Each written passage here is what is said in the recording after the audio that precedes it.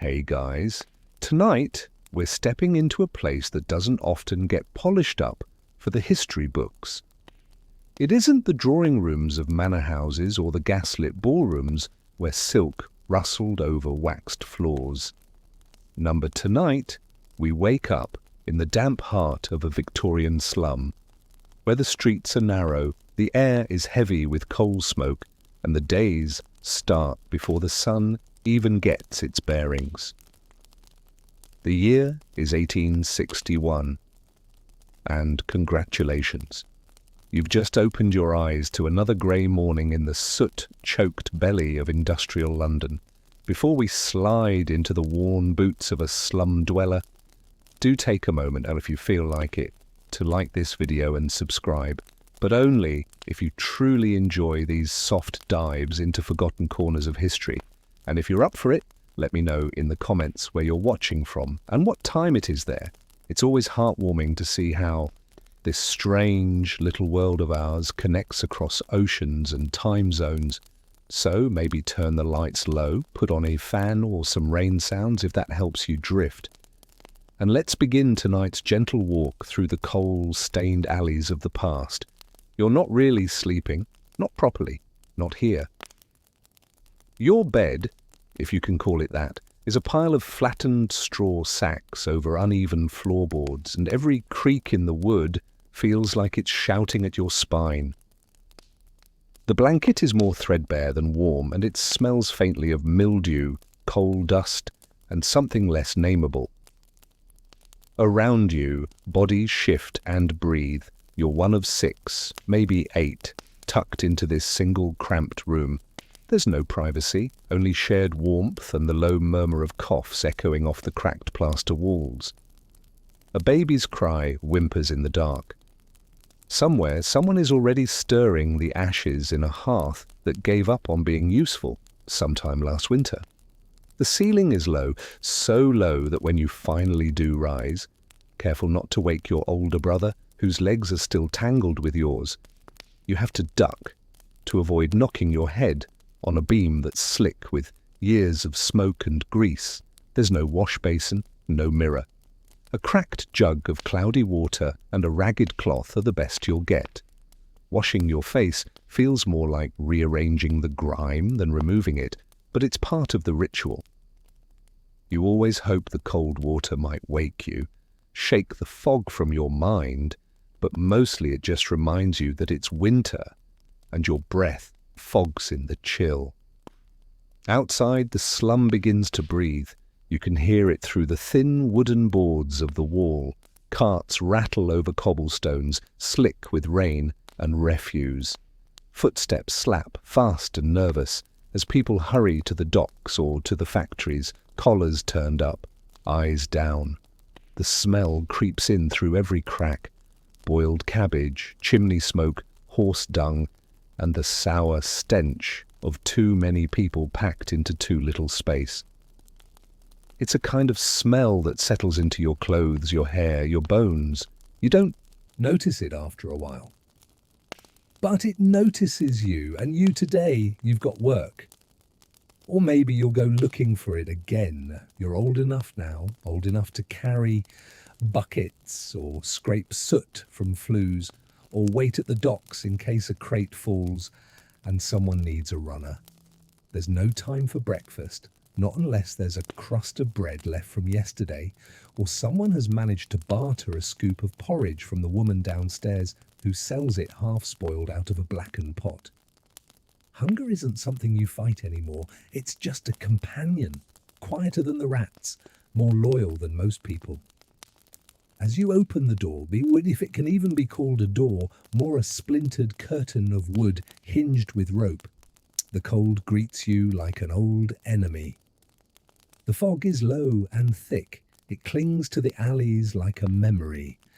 And through it all, the city hums. Horse hooves clatter, a man curses, somewhere a factory whistle screeches, and it's time. Time to move, time to be invisible, time to survive. But before you take that first step out into the filth and fog, something tells you this day might not be like the others.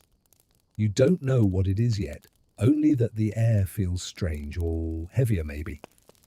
Or perhaps it's just the weight of another day starting before it should.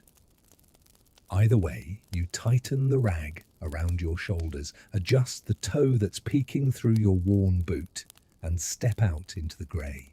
The alley behind your tenement is narrow, barely wide enough for two people to pass without brushing sleeves.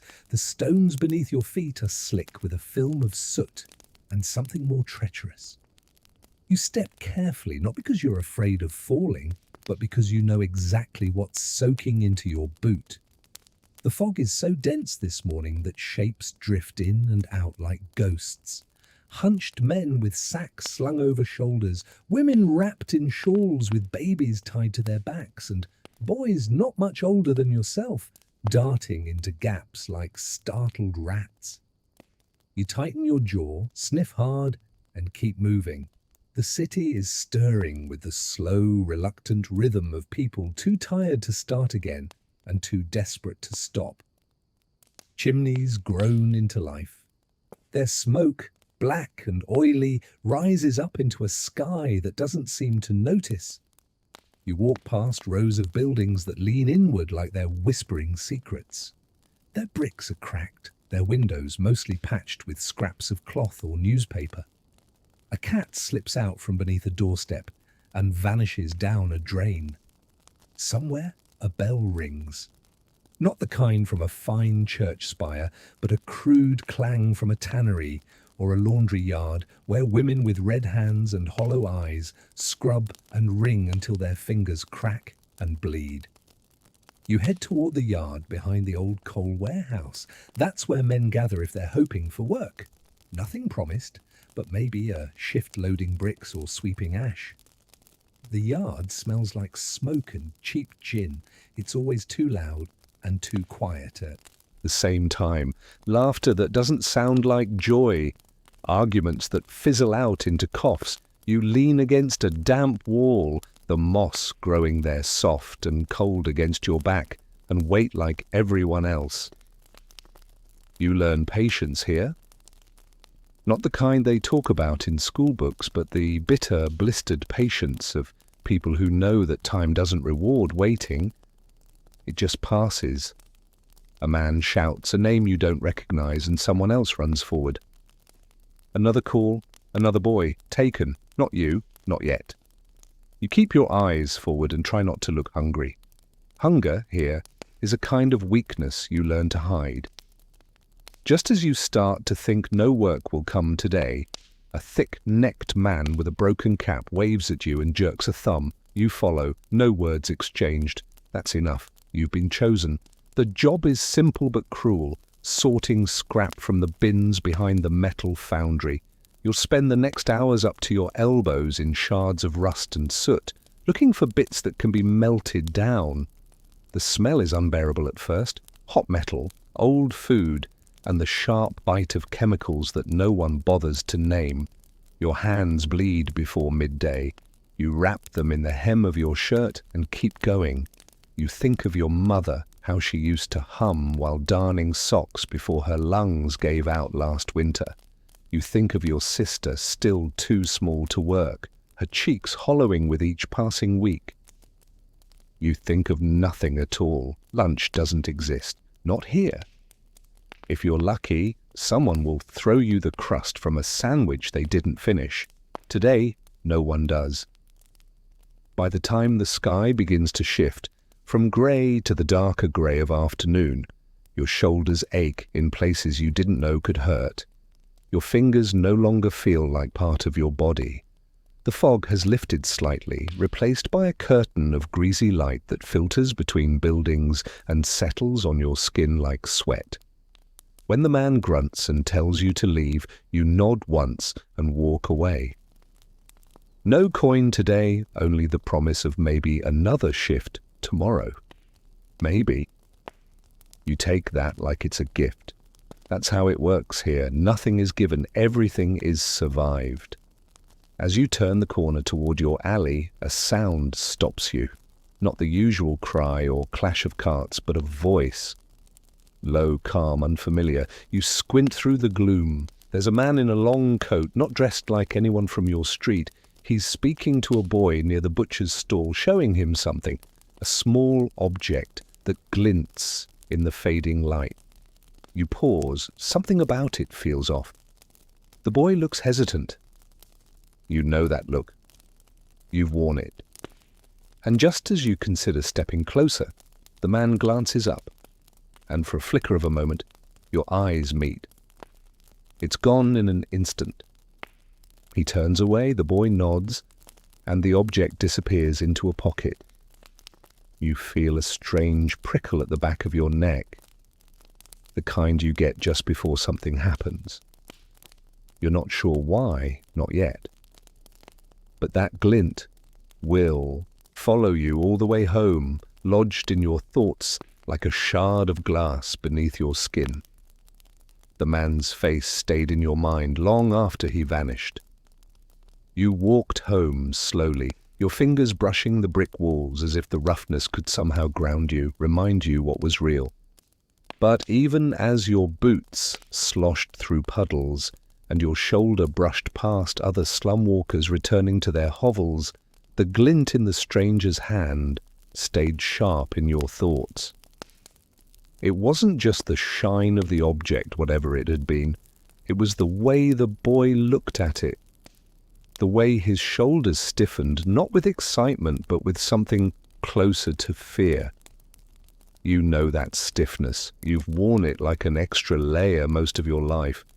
By the time you reach your doorway, the sky has darkened to a thick bruise. The oil lamps lining the alleys struggle to pierce the mist, their flicker more a suggestion than a promise. You push open the door to your tenement room and are greeted by the familiar blend of damp wool, boiled water, and the faint reek of someone's sick breath.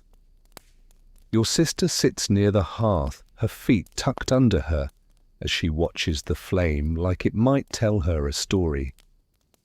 She looks up and smiles with that small, tired smile she's perfected lately, the kind that's more about politeness than feeling. Your mother would have said something then. Maybe told you to wash your hands or not to track in the mud, but her voice is just memory now. You sit beside your sister, pulling off your boots with effort. One toe has bled through again. You don't mention the pain. There's no use. Instead, you ask her if anything happened today, and she tells you about the old woman from down the hall who dropped a pot and nearly set her own shawl on fire. You both laugh softly, just enough to feel like the day didn't win completely. Then you reach into your coat and pull out half a roll someone tossed near the bins. It's hard and smells faintly of onions, but your sister lights up like it's a treasure. You let her take the bigger piece. That's not a sacrifice anymore. It's just routine.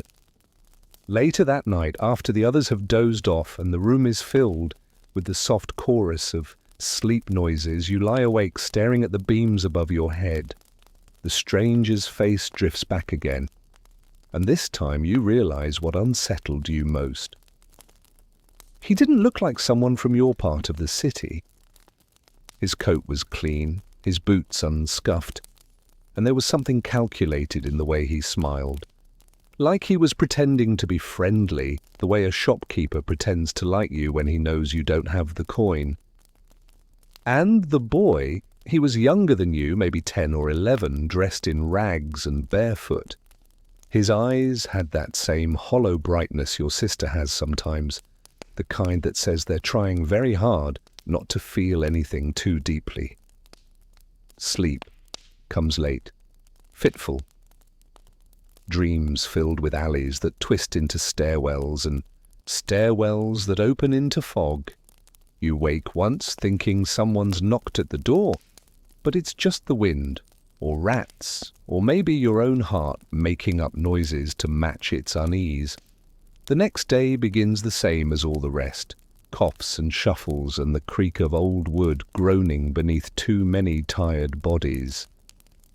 But when you step outside this time, the light feels different, sharper. like the fog is hiding something instead of smothering everything equally. You make your way down to the yard again, hoping maybe there's more scrap to sort, but the man with the cap shakes his head before you even open your mouth. Not today. You nod, accept it without bitterness. Rejection has worn your nerves smooth. You turn to walk away, and that's when you see the same boy from yesterday. He's standing by the butcher's stall again. Alone this time. He looks smaller in the daylight, fragile in a way that makes your chest tighten. You watch him for a moment, trying to decide whether to speak. Then he turns and sees you. His eyes widen slightly and he hesitates, as if he's unsure whether to run or wave. You raise a hand slightly, not a full wave, just enough to acknowledge. He relaxes a little and walks toward you, slowly. "Did he give you anything?" you ask quietly, not wanting to scare him. The boy glances down at his pocket, then back at you. "A coin," he says. His voice is thin but steady. "Said if I came back today, he'd give me more, but I don't think I want to." You nod, understanding more than you say.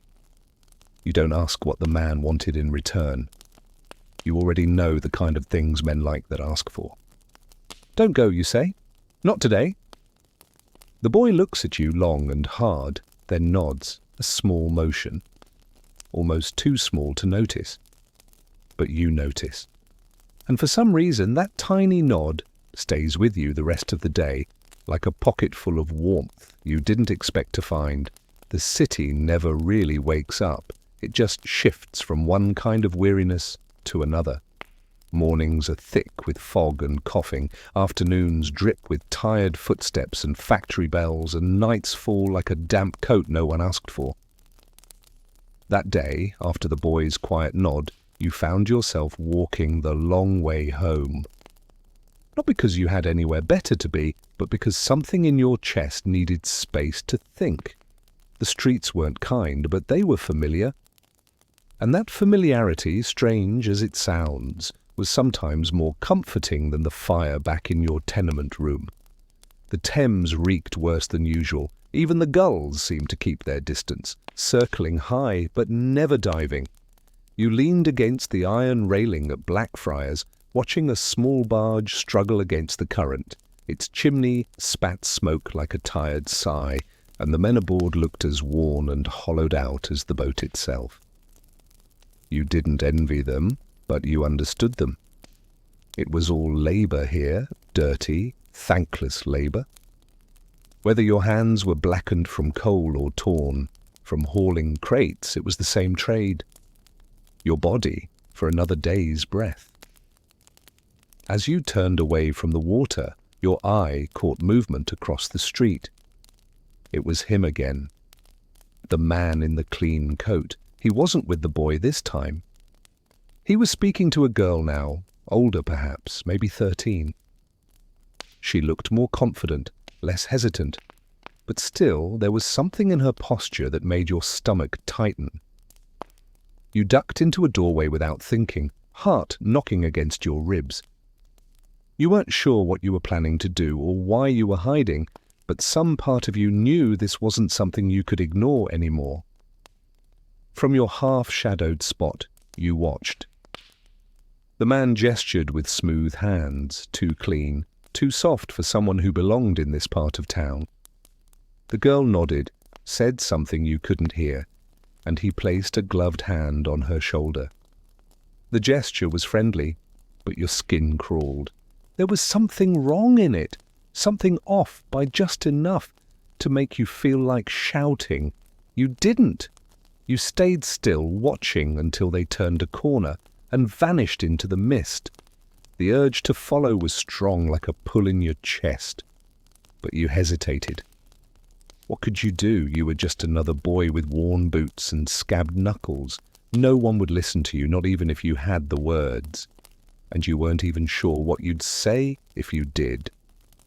Still, the thought of doing nothing sat in your stomach like a lump of cold gruel. So instead of heading home, you turned in the same direction they had gone, walking slowly, eyes scanning every doorway and alley. You didn't find them. The fog swallowed their trail too quickly, but you noticed something else. More children, not many, just a few scattered about. Waiting, it seemed, not playing, not working, just standing, watching, and near them, always just out of reach, men in coats that were a little too new, boots a little too dry, eyes a little too calculating. They didn't all look the same, but they had the same stillness, the same sense of waiting for something you didn't understand. By the time you made it back to your building, the light had drained from the sky. Your sister was already asleep, her thin blanket curled tightly around her. You sat down beside her quietly, rubbing warmth back into your fingers and trying to shake the images from your mind. You told yourself maybe it was nothing. Maybe the man was just being kind. Maybe you were imagining danger because the world already gave you enough of it. But then you remembered the boy's voice, the way he said he didn't want to go back, and that tight knot in your chest twisted harder. You lay back, staring again at the same ceiling you'd memorized every crack of, and the sounds of the room came to life in soft rhythms. Someone murmuring in sleep, the distant thump of boots outside, a window pane rattling in protest against the cold wind. And underneath it all, that sharp glint from the day before flickered behind your eyes. The city was full of noise, but what troubled you most were the things that made no sound at all. The quiet promises, the silent trades, the stories that slipped away before anyone could speak them aloud. You knew then, somehow, that this wouldn't end with that nod. Something was happening just out of sight, and for whatever reason, you'd been pulled close enough to feel its edges. The next morning arrived like a bruise. The fog was thinner, but the air still held that heavy dampness that made every breath feel weighted with soot. You woke before the others, not because of noise or the usual shuffle of bodies rising for work, but because something inside you refused to rest. That image of the man's hand on the girl's shoulder kept replaying in your mind like a wheel stuck in mud. Your sister stirred beside you but didn't wake. Her lips moved slightly in a dream, and you brushed a bit of hair from her cheek gently, so as not to disturb her. She was all ribs now, fragile and bird-like. You hated seeing her like that. Hated more that there wasn't much you could do except keep her warm and hope she stayed lucky. You slipped outside with your coat barely buttoned, boots still damp from the day before. The alley was quieter than usual. The city hadn't quite shaken off the night. You walked without knowing exactly where you were going, following the same instinct that had led you to the river the day before. Your feet took you past the coal yards and the butcher's corner, past the broken cart that had been sitting at the edge of the road for weeks now, its wheels snapped clean in half like it had given up trying to hold any more weight. As you passed the small stone bridge near the tannery, you saw him again, the boy. He was sitting on a crate, legs dangling, eyes watching the water, like he expected it to speak. You slowed your steps and sat a little ways down from him, not too close, just enough to let him know you were there. He didn't say anything for a long while, and neither did you.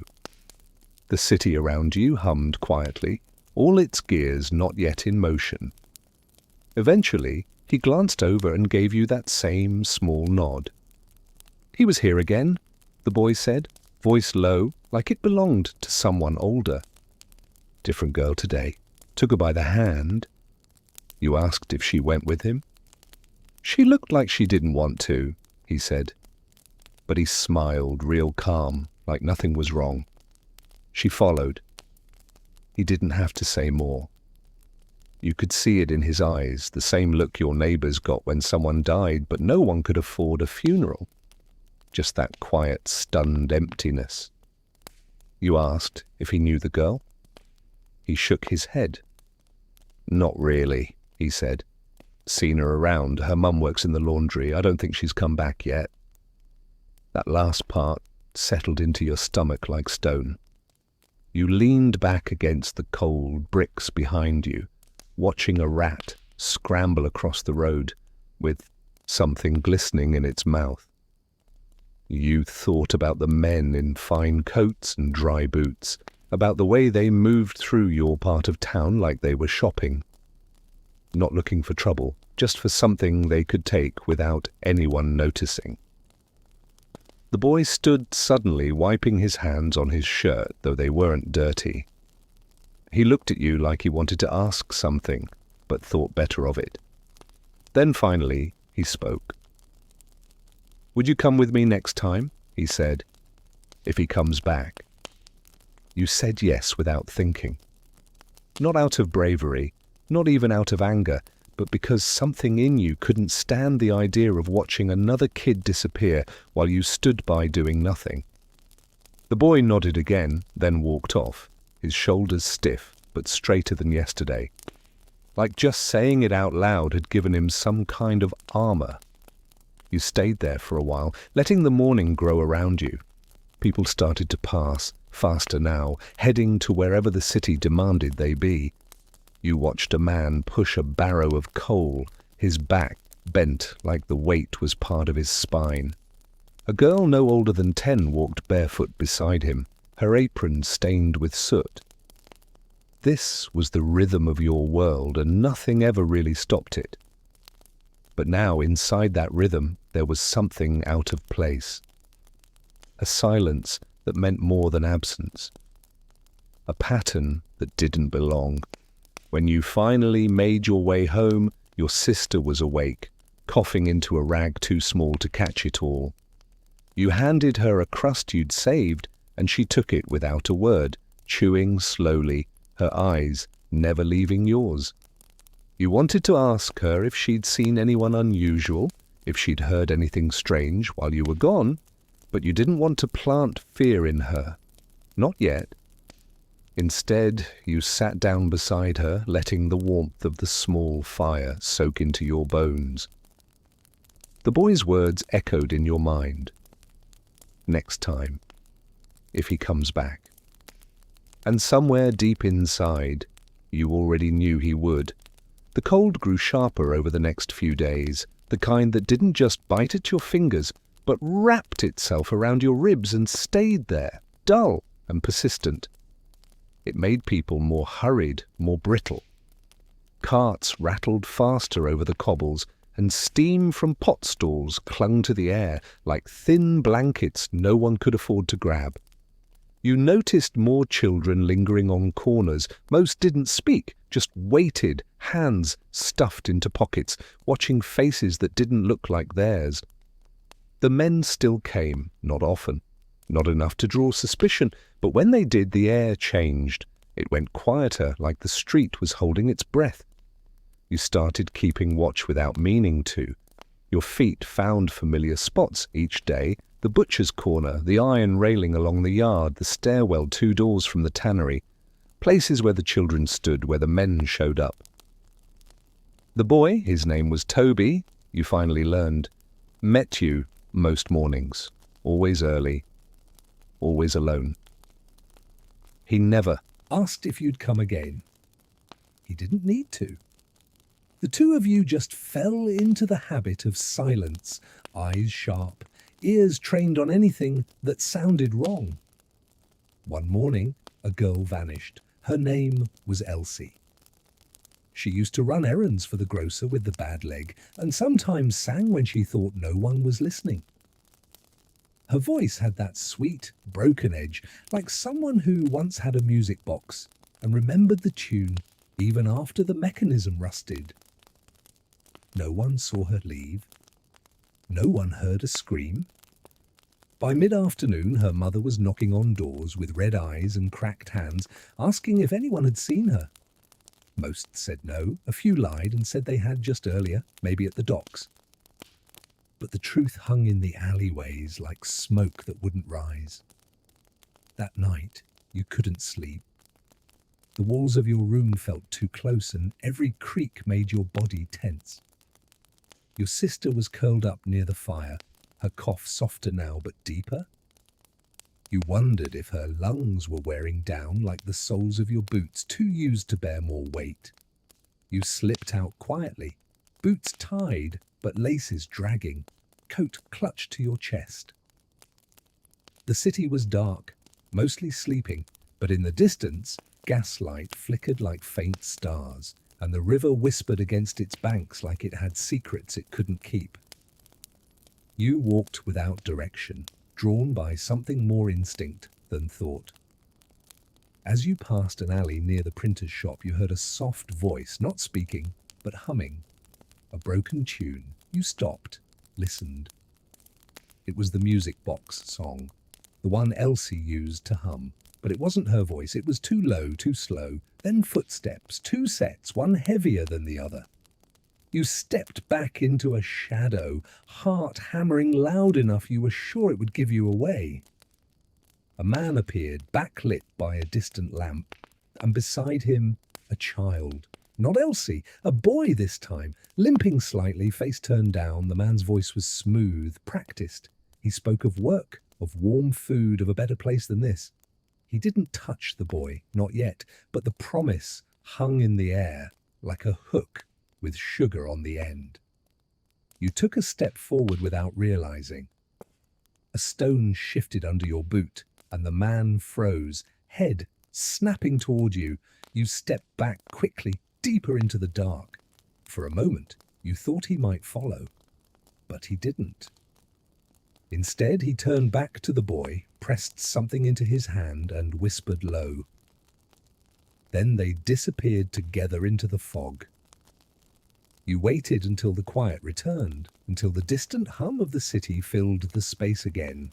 Then you stepped forward, heart thudding. On the ground where the boy had stood, something glinted faintly.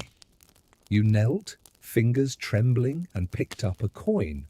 Not an ordinary one. Shiny, foreign-looking, smooth around the edges. You turned it in your hand. It was real, too real and cold. Back home, you sat by the dying fire, turning the coin over and over. Your sister stirred but didn't wake. The light from the window was starting to shift, the first thread of dawn creeping across the soot-covered sill. You held the coin tight and told yourself this had to mean something, that it wasn't just a payment, but a clue, a sign, and somehow, some way, you were going to follow it. The coin didn't leave your hand that morning. It sat, pressed into your palm as if your skin was trying to memorize its weight, its chill, its quiet secrets. Yet you kept it tucked deep in your coat pocket when you went out again, wrapped in a torn piece of cloth to stop it catching light.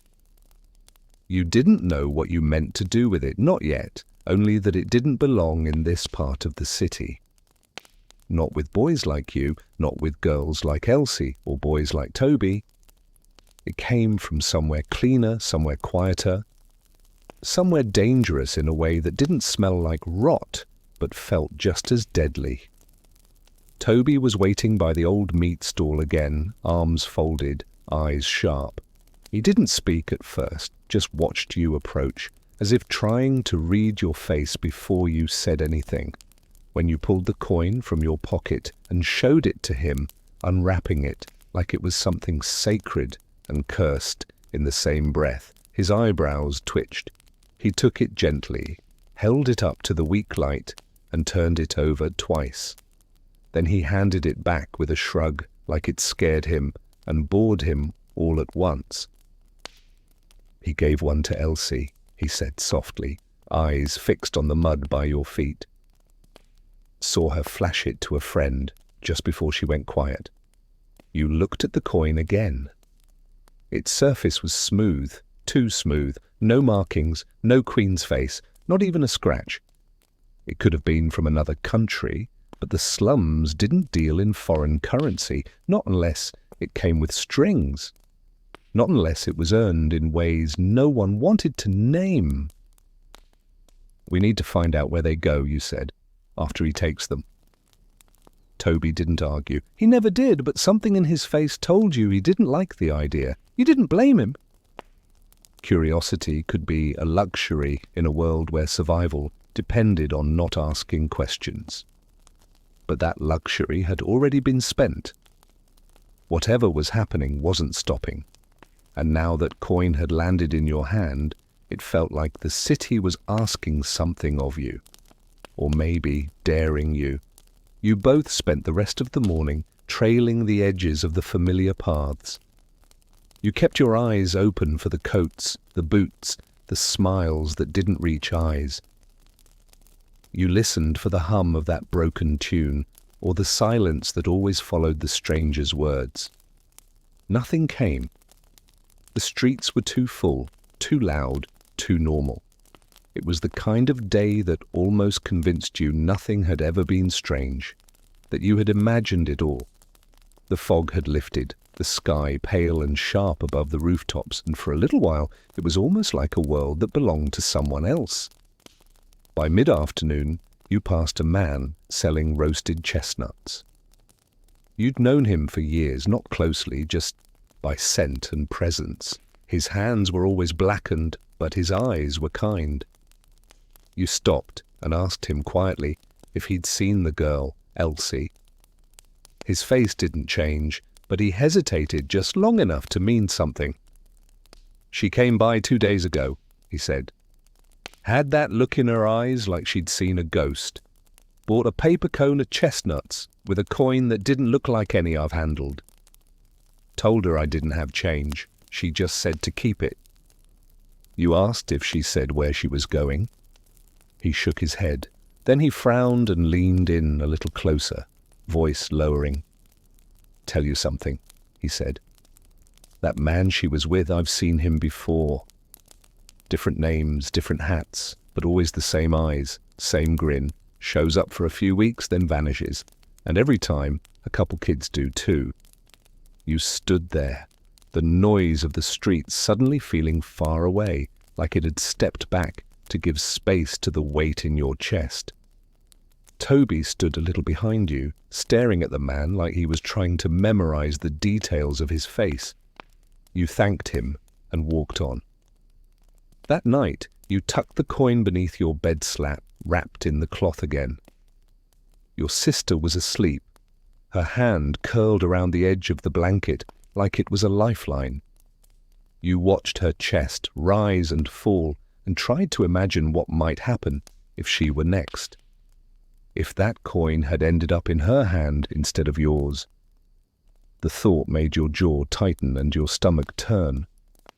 You didn't sleep much, but you decided right there in the quiet that the next time the man came, you wouldn't watch from the shadows. You would follow. 3 days passed, each one colder than the last, each one sharper in its silence. The fog had returned, not thick this time, but clinging like a second skin to the buildings and alley walls. It made everything look soft at a distance and hard up close. You spent those days doing less of what the city wanted and more of what your gut told you. You still walked to the yards, still looked for work when you could, but most of your time was spent watching, listening.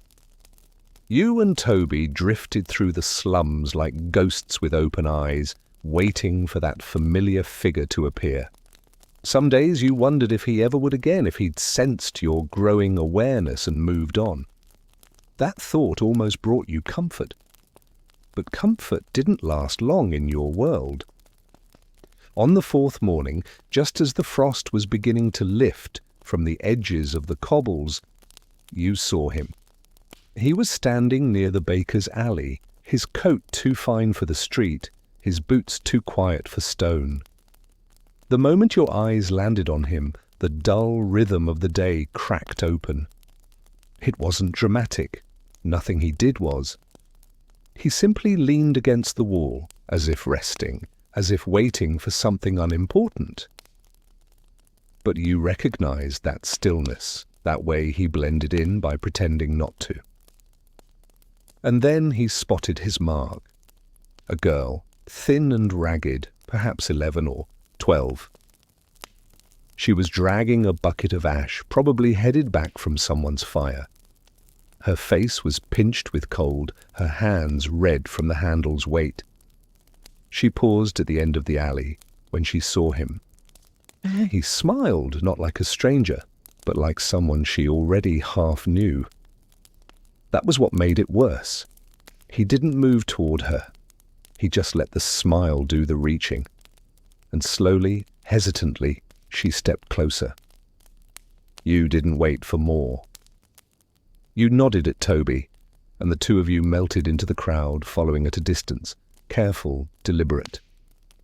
The man led the girl down one of the narrower lanes, one of those old paths that cut behind the chimney stacks and dead-end coal chutes, places no one really looked.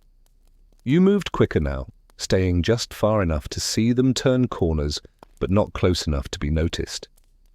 Your heart thudded loud in your ears, and every sound felt like it might betray you. But still you pressed forward. They turned once, then again, and you almost lost them. But then you saw it. A door. Low, wooden, tucked behind a sagging curtain of laundry strung between two buildings. The man glanced over his shoulder just once, and then knocked 3 times. The girl looked up at him, and he whispered something. She nodded slowly. Then the door opened, and they vanished inside. You waited a long time. Neither of you spoke. The city moved on around you, oblivious. Eventually, Toby whispered, "What now?" You didn't answer. Not yet. You stared at the door, at the brick around it, at the soot stains on the sill.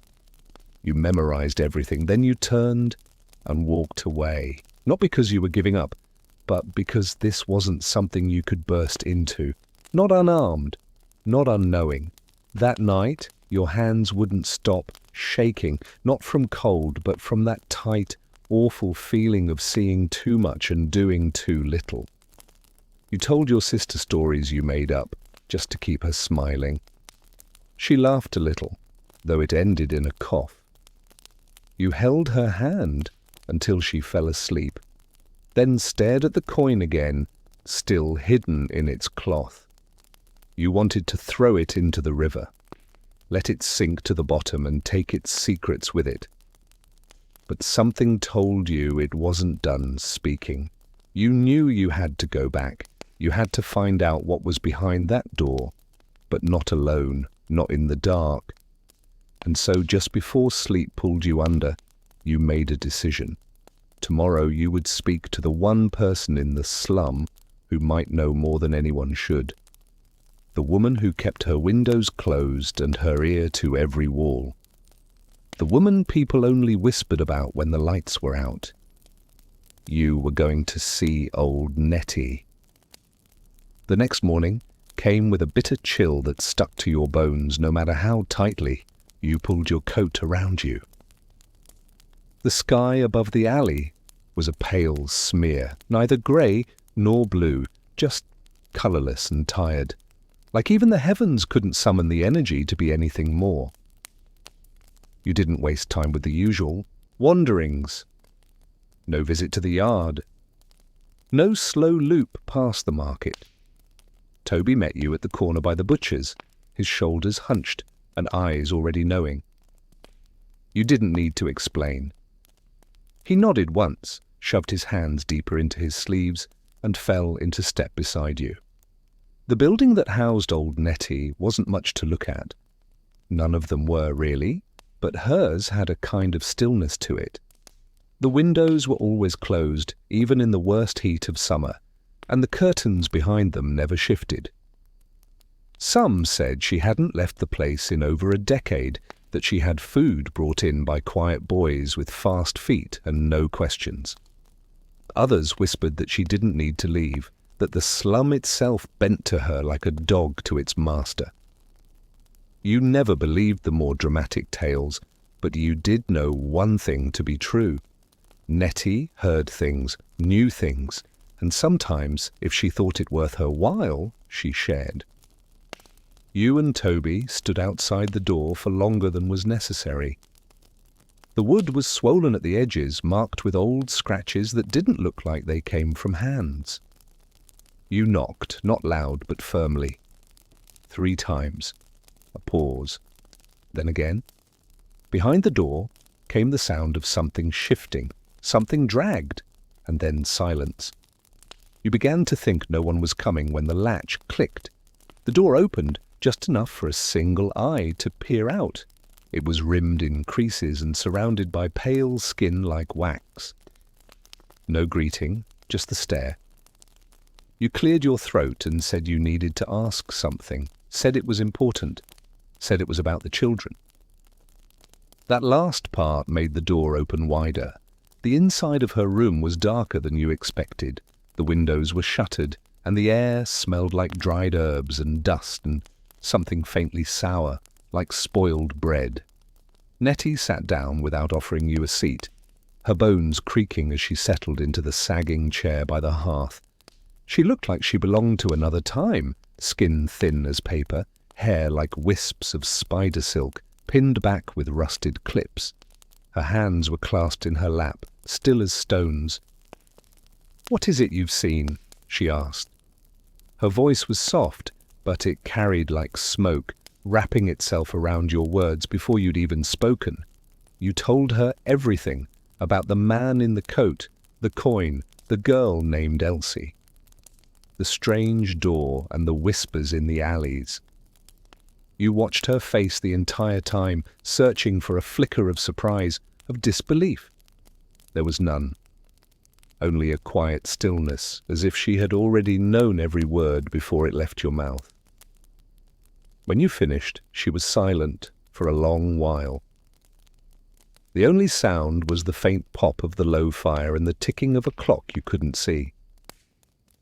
"They call him Mr. DeLance," she said finally.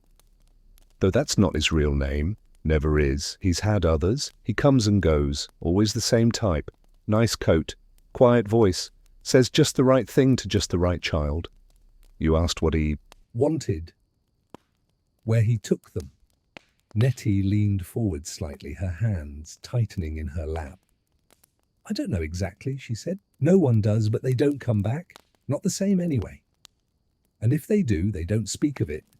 One boy came back 3 winters ago, didn't say a word, not for weeks. Then he hung himself in the rafters of the laundry house. Wasn't more than 12.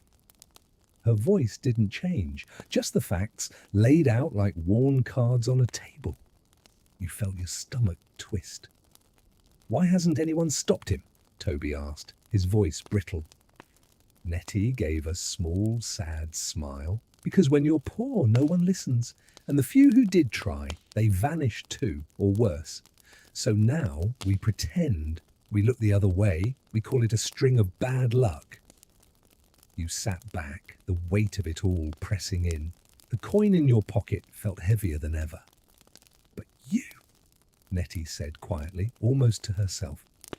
"You've been marked. You've seen him. That changes things." You didn't ask what she meant by that. You weren't sure you wanted to know. Nettie stood slowly, moving to the hearth, and took something from a small tin box beside the fire. She returned and pressed it into your palm. A key. Old iron, worn smooth at the edges. "It opens a cellar beneath the old cooper's yard," she said. "If you want to find out more, that's where you start. But be careful, boy. Curiosity feeds him, and bravery only makes him hungrier." You thanked her, though the word felt small and useless. Outside, the fog was waiting again. And now, so was the door. The key felt strange in your hand as you left old Nettie's place, heavier than its size should have allowed, like it wasn't just made of metal, but of choices and warnings wrapped up in iron. You tucked it deep into your pocket, but it burned there all the same. Toby walked beside you in silence. Neither of you said much. The conversation with Nettie had settled into the space between you like ash, drifting from a fire no one could put out. She had known too much, spoken too plainly, and yet left you with more questions than answers. But what lingered most was the way she had said your curiosity made him hungrier, as though looking too closely was a kind of offering, as though he fed on attention as much as fear. The Cooper's yard wasn't far, but you took the long way around. Something inside you needed the extra time, the extra turns through familiar streets, even if your feet barely noticed the path. You passed the boarded windows of old shops that hadn't opened in years, their signs faded and their doors nailed shut, as if trying to hold in whatever memories they still carried.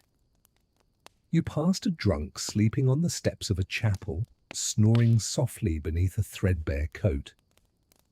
You passed a girl with her arms full of firewood who paused long enough to watch you pass before vanishing into an alley with a look you couldn't quite read.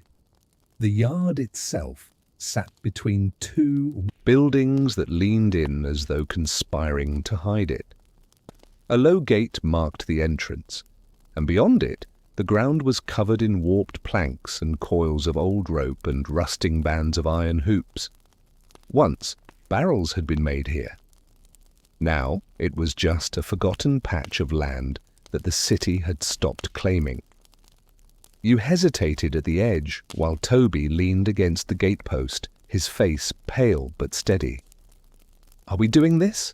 he asked, his voice rougher than usual, like something inside him was bracing against the cold. You nodded. There was no real choice anymore. Not with the coin in your pocket, not with Elsie gone, not with whatever waited behind that door, still unfinished. The cellar door was near the back, half hidden under a splintered sheet of wood and a tangled mess of nettles and twine.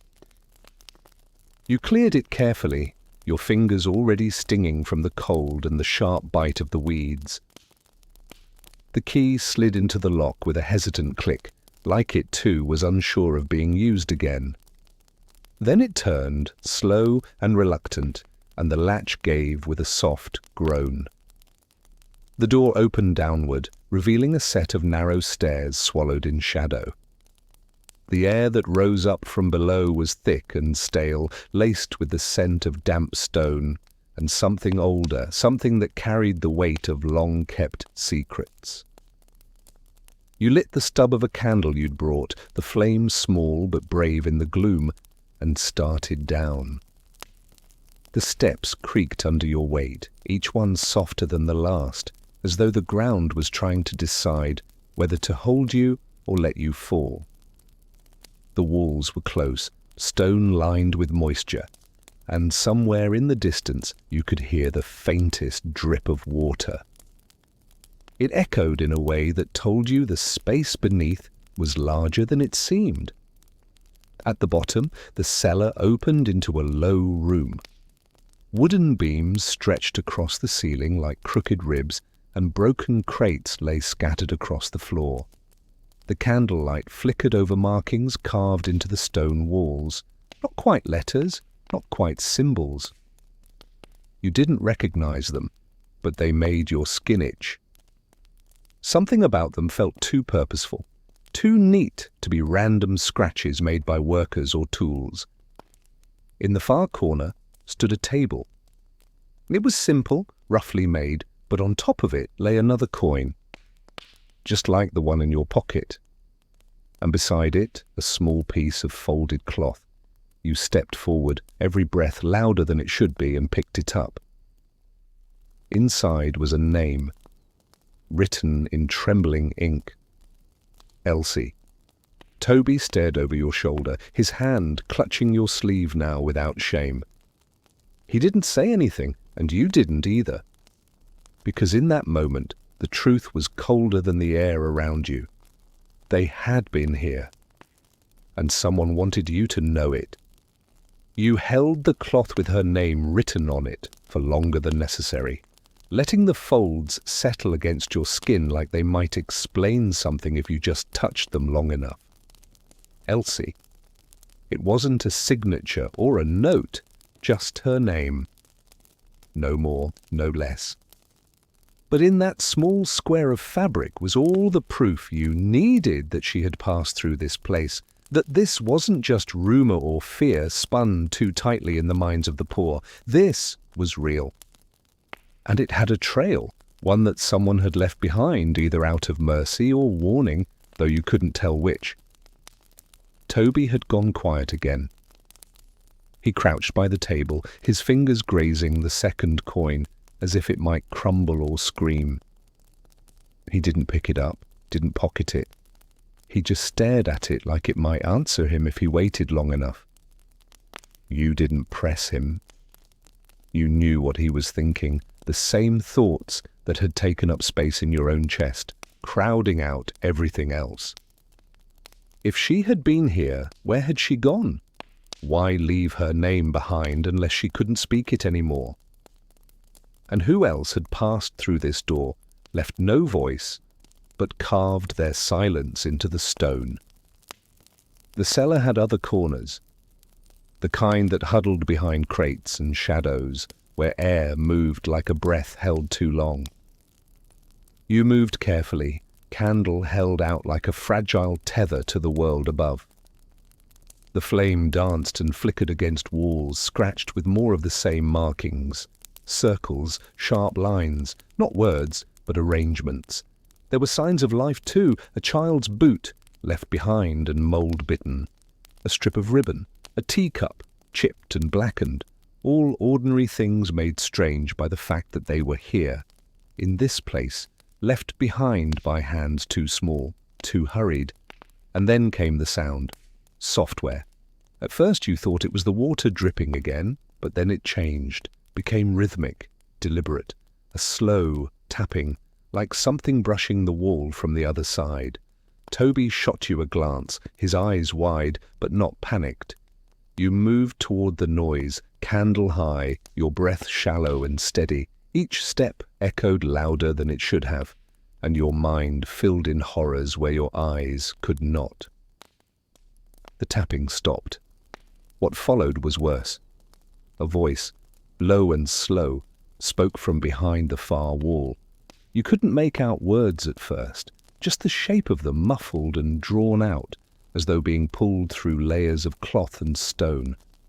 It wasn't a scream, there was no urgency in it, no fear, just the weight of someone speaking in a room not meant for listening. You froze, candle trembling in your hand. Toby stood still, not daring to breathe too loudly. You stepped closer to the wall, tilted your head, and caught a single phrase through the thickness. I waited. Then silence. No more tapping, no more voices. You backed away slowly until you reached the table again. Your legs had begun to shake, not from fear alone, but from the sheer wrongness of the place. Everything here had been used, touched, marked. Not recently, maybe, but often enough that the walls had absorbed the echoes. Toby looked at you, and this time you saw something flicker behind his eyes. Not just fear, recognition. I heard that voice before, he whispered. Not the words, but that sound. He used it when he talked to me that first time. You nodded, not because it made sense, but because it made something click into place. The man didn't just speak like a person. He used his words like threads wrapping around the listener, pulling them forward. You'd felt it too in the brief moment your eyes had met. The gentleness of his tone had teeth hidden behind it. You wrapped the cloth with Elsie's name and tucked it carefully into your coat. Then you blew out the candle. The darkness swallowed you instantly, but you didn't panic. You waited for your eyes to adjust, then climbed the stairs by memory and touch. Each step counted, each breath counted. The door above gave way with a reluctant creak, and the city met you like a sudden gasp. Above ground, it was late. The sun had begun to slip behind the rooftops, bleeding orange into a sky trying hard not to remember. The Cooper's yard was empty, silent, just another ruin in a city full of forgotten corners. But to you and Toby, it was no longer just a yard. It was a door to something deeper, something watching. You didn't speak much as you walked home. You didn't need to. You both knew that whatever this was, it wasn't finished. And now it had seen you too. You hardly noticed the cold as you walked. The city had become muffled, like it was blanketed under a layer of something heavier than fog. The usual noises were still there. Carts dragging over stone, chimneys coughing soot, boots shuffling past puddles. But they felt distant, as if someone had pressed their hand over your ears. Your mind was full, too full, still looping that voice in the cellar. I waited.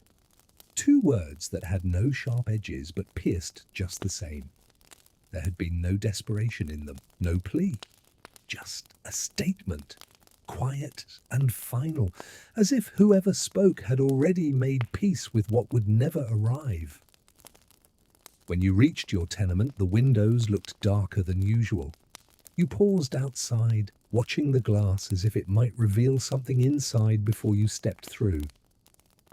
Toby didn't come up with you. He had murmured something about needing to check on his uncle, but you knew he just needed space to breathe. You couldn't blame him. Some things settled in your chest like dust that wouldn't lift. Inside, the room smelled of boiled onion and burnt paper. Your sister sat by the hearth again, her blanket pulled high around her chin, eyes wide and restless. She turned when you entered, and for a moment you saw something in her face that scared you. She looked older, as though the day had carved another year into her skin. You asked how she was, and she answered with a shrug, but her fingers kept moving, twisting the corner of the blanket into a knot. Something was wrong. You pressed gently. Not directly, you knew better than that. Instead, you asked if anyone had come by, if she'd heard anything unusual. Her eyes flicked toward the window, then back to you. And then she said it. A man knocked. Your chest tightened. He asked for you, she said. Said he had work. You asked what he looked like, already knowing the answer. Her description was vague. Clean coat, soft voice, hair neat. But it was enough. He had come here. To your door. Your hands curled into fists without thinking, and you turned away so she wouldn't see your face change. She didn't press, didn't ask who he was. Maybe she already knew too much. Maybe she could feel it, the way you could feel smoke in your lungs even before you saw the fire. Later, after she was asleep, you sat by the hearth and fed the small flame with pieces of broken crate. The warmth didn't reach your bones. You took out the cloth with Elsie's name and stared at it until the firelight blurred it into just shapes and shadows. You thought about the table, the coin, the voice. The cellar had been too neat, too deliberately marked. Whoever had left the cloth hadn't been in a panic. They had meant it to be found. You remembered what old Nettie had said, that he had had other names, other faces, that the city sometimes swallowed the ones who got too close. But what she hadn't said, what no one ever said, was what he wanted from them. Why children? Why the secrecy? Why the coins? And you were starting to feel that the answer wasn't just money or cruelty. It was deeper than that. Older, maybe. Hungrier in a way that money couldn't feed. You leaned back, letting the flicker of firelight dance across the cracked ceiling. Your eyes felt heavy, but your mind wouldn't quiet. There were pieces now, clues, a voice in the dark, a coin without a country, a door that opened too easily. But they didn't fit together yet, not in any way that made sense. All you knew was that if he had come to your home, it meant the watching had begun. You were no longer a bystander. You were part of it now. Outside, the city moaned softly, the wind catching on loose shingles and broken chimneys. You watched the smoke curl up the hearth and imagined it spelling out names as it rose, names like Elsie, like the boy who came back broken, like the girl with the ash bucket. And perhaps one day, yours. But not yet. Not if you could help it. You awoke with the taste of ash in your throat, and a name circling the back of your mind like a whisper that wouldn't land. The fire had long gone cold, but the smoke still clung to the air, as if the night hadn't quite finished speaking. You sat up slowly, careful not to wake your sister, and listened. Not for footsteps or knocks this time, but for the kind of silence that followed someone leaving without being noticed, the kind that meant something had changed, just not loudly. Your boots felt heavier than usual as you pulled them on. Not just from wear, but from the weight of what the last few days had become.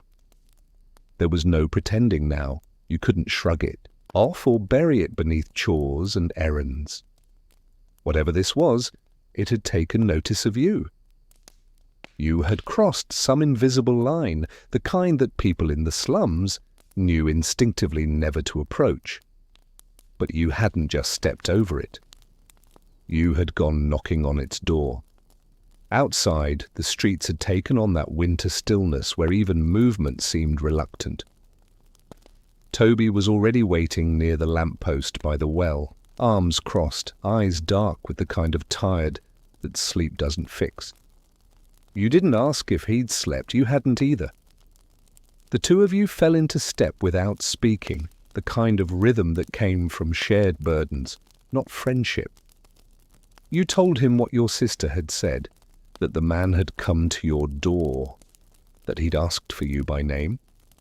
Toby didn't react at first, just stared straight ahead.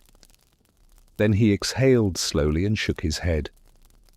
"He's never done that before," he said. "Not like that. Not openly."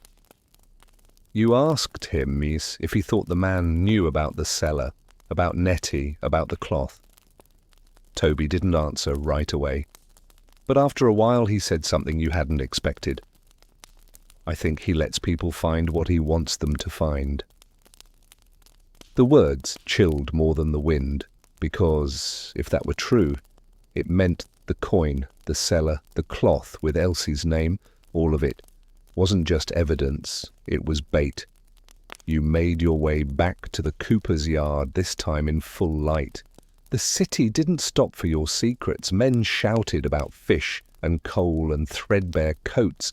Girls darted between carts with baskets swinging from their arms. But none of it touched you. You were walking inside a space apart now, where everything looked the same but felt different. The yard was just as empty. The door to the cellar still closed, the weeds still curling over the threshold, like they were trying to take it back. You didn't open it again, not yet. Instead, you walked the perimeter, eyes scanning the walls, the cobbles, the drains. You were looking for something you couldn't name. A pattern, a mark, anything that might point to more. That's when Toby stopped suddenly. "There," he said. At first, you saw nothing, just soot and old stone. But when he brushed his sleeve across the wall, something faint revealed itself beneath the grime. A name, scratched in weak strokes, almost faded into the brick. Not Elsie. Another. Samuel. You stared at it, heart slowing in your chest. It was a name that had come up once before, months ago, when a woman down near the river lost her youngest boy. He'd gone out for bread and never returned. People said he'd run off, that he was trouble, bound to vanish eventually. But his mother never believed that. She'd worn herself thin walking the streets, calling his name until her voice gave out. And here it was, carved into stone like a quiet admission. You touched the letters gently as if they might dissolve beneath your fingers. It was the second name, which meant there could be more. You began checking every wall, every beam, slowly, methodically. Toby joined in, and together you uncovered 5 more, all first names, all carved low, like by small hands, as if the ones who wrote them knew they didn't have long, as if it was the only way they could leave themselves behind. The last one stopped you cold. It wasn't a name you recognized, but it was yours. Not your family name, not your sister's, just your own. written faintly into the back of a beam, barely visible in the grain. Your breath caught. You hadn't been here before this week, hadn't touched that wood, and yet it was there. Toby looked at you, his face pale as chalk. You didn't put that there. You shook your head, not trusting your voice. For a long moment neither of you moved. The sky above shifted, the light dimmed, and the cellar beneath your feet felt like it was holding its breath. You had seen too much, and now it seemed so had it. The feeling of seeing your own name scratched into that beam stayed with you long after you and Toby had left the Cooper's yard. It followed you down every alley, clung to your shadow no matter how many corners you turned. It wasn't the name itself that frightened you. It was the way it had been written, quiet and precise, as though someone had known you were coming before your boots ever touched those cellar steps. It was the idea that someone, or something, had been waiting not just for a child but for you, like it had already chosen, and now it was just watching, amused as you tried to catch up to a plan written long before you thought you were part of it. You and Toby didn't talk much after that. Words didn't seem to matter. Every time you opened your mouth to speak, the silence that came first felt heavier than anything you could have said. He left you near the corner by the rag shop with a quiet look that held something like apology. You didn't ask what for. Maybe he didn't know either. When you stepped into your room, the first thing you noticed was the blanket, your sister's, folded too neatly at the edge of the bed. It wasn't like her to leave it so. She always wrapped herself in it until the last possible moment, curling into its warmth like it was armor. But now it sat untouched, corners straight, not a single crease out of place. The small lump of fear that had started in your stomach when you saw your name began to swell. You called for her, softly at first, then louder, but the room stayed still.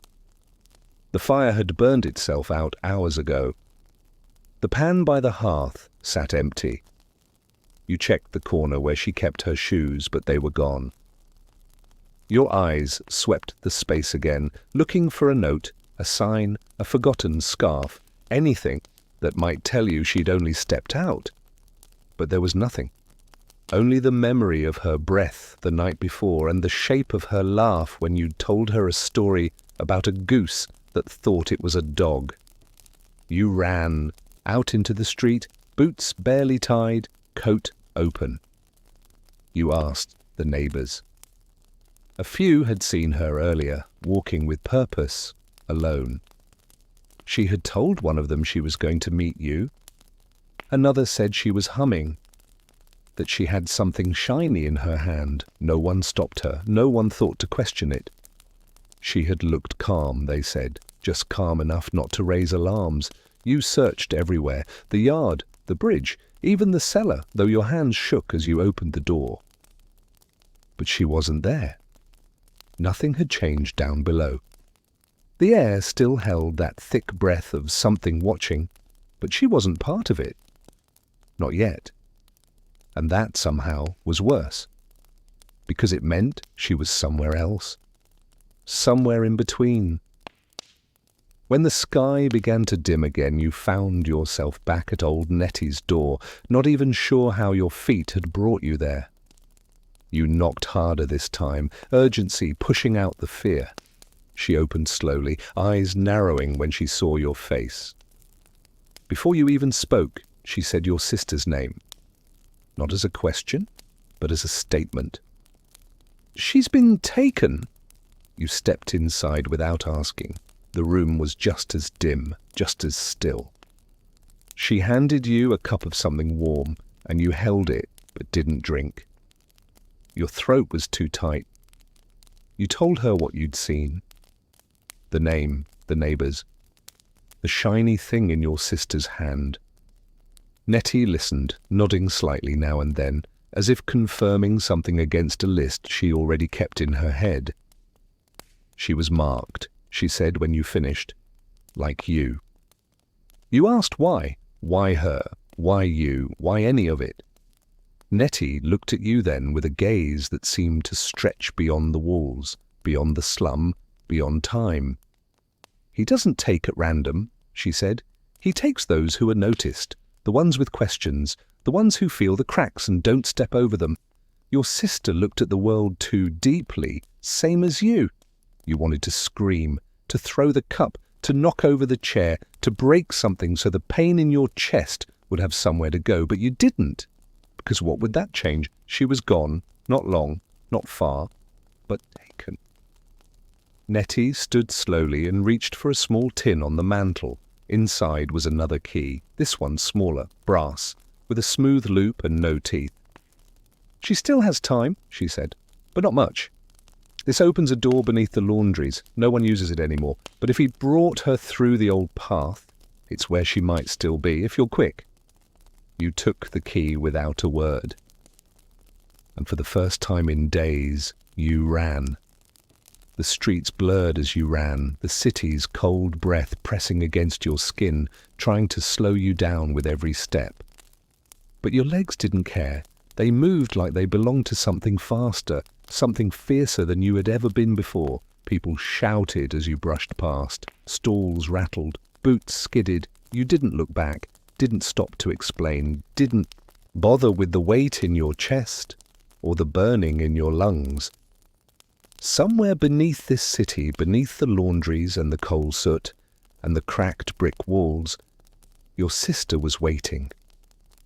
And whatever had taken her hadn't finished what it came for. Not yet. You reached the old laundries just as the sky tipped fully into dusk.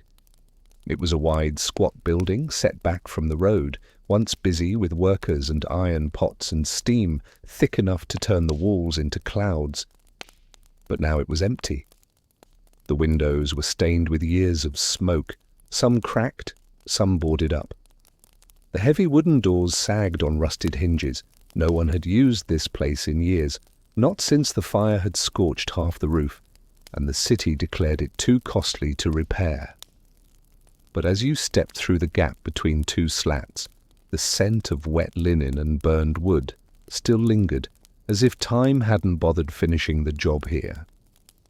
Inside, the floor creaked with every step. Shadows clung to the rafters, and the last of the lights slipped through holes in the ceiling like dying threads. You moved slowly, the brass key gripped tight in your fist. Nettie had said the door would be hidden, low, built into the back wall behind the main hearth where the boilers once sat. You found it behind a pile of broken buckets and an old wheelbarrow. It wasn't much to look at, just a narrow panel of wood with a rusted bolt, but the lock was newer than the rest of the building. Smooth, unworn, waiting. You slipped the key into the lock and it turned without protest. The door opened into a steep stone tunnel, the air thick and sour, like old wet cloth left too long in a barrel. The steps were narrow and the walls wept with moisture. You didn't have a candle this time, only a sliver of moonlight from a crack in the ceiling above. You moved carefully, hand tracing the wall, boots landing one at a time. Deeper and deeper until even the light behind you faded into memory. The passage led to another chamber, small, circular. The floor was packed dirt, and the walls were lined with more of those strange symbols. Marks scratched not with care, but with purpose. In the center of the room sat a wooden chair, empty. Beside it, a single shoe. Your sister's. You felt something break inside then, not a scream, not a sob, just a silence so complete that it hollowed out your chest and left nothing but breath. You stepped into the room, slowly, like a dream that might vanish if you moved too fast. You picked up the shoe, turned it in your hands, smelled the faint trace of soap and coal smoke and something that was hers alone. Then you heard it.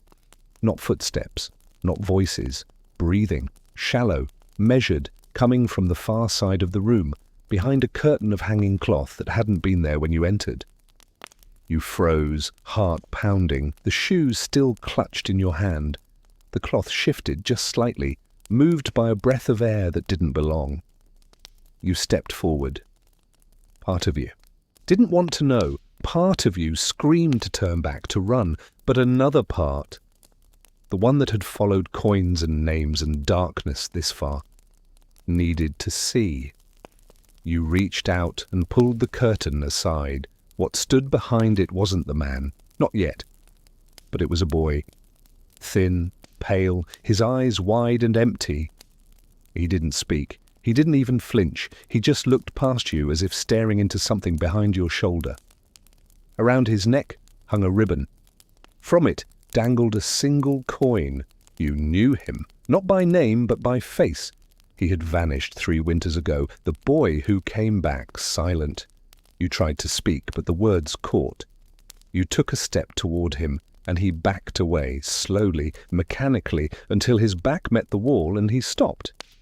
Then, from somewhere deeper still, came a voice. Not a whisper this time. A name. Yours. Spoken gently, like an invitation. Your name hung in the air like a thread, spun from breath, as though the room itself had spoken it. Not loud, not sharp, but calm, measured, certain. It wasn't the voice of someone searching, it was the voice of someone who had already found what they were looking for. You turned instinctively, but the chamber behind you remained empty, the hanging cloth still swaying slightly from your touch. The boy stayed against the wall, unmoving, as though whatever part of him had once known fear had been hollowed out and replaced with silence. His eyes never met yours, not really. They drifted just past your shoulder, unfocused and still. It was like he was listening for something you couldn't hear. You took a step back toward the tunnel, heart climbing your ribs with each beat. The floor felt wrong now, too soft, like you were standing on something buried. The air pressed tighter against your chest, and yet, beneath all that, there was another sensation, a pull. Not physical, but quiet and steady, like the hush of wind behind closed doors, asking you to stay, to wait, to listen. Then came the sound again, the voice, closer this time, still using your name, but with something added now, not just recognition, intimacy. The way someone says a name they've rehearsed, practiced, like a song hummed too many times to forget. "You're not lost," it said. And that broke something. Because deep down, that was what had kept you going this far. The belief that your sister could still be found, that Elsie might still be somewhere behind the next door, that the children who vanished weren't lost, just hidden. But now the voice said it as fact, not comfort.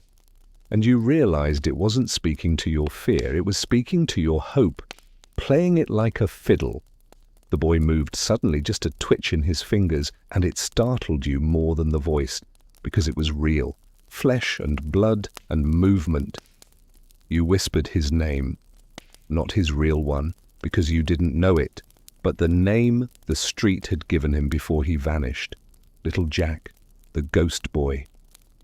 He didn't flinch, didn't speak, but his lips parted slightly like they wanted to shape a word that never arrived. Around his neck, the coin caught a glint of light from the ceiling crack. You reached out slowly, hand trembling, and he didn't stop you. The coin was smooth, just like the others, but warmer, not warm like from skin, but warm like it remembered fire. The ribbon that held it was fraying, worn at the knot. You thought, just for a moment, that maybe you could take it off, free him, break whatever held him in place like a statue. But when your fingers touched the ribbon, the boy inhaled sharply and his hand snapped up, not to stop you, but to press your own hand down. Not yet, his eyes seemed to say, not like this. You stepped back, confused, breath shallow. The voice came again. She is near.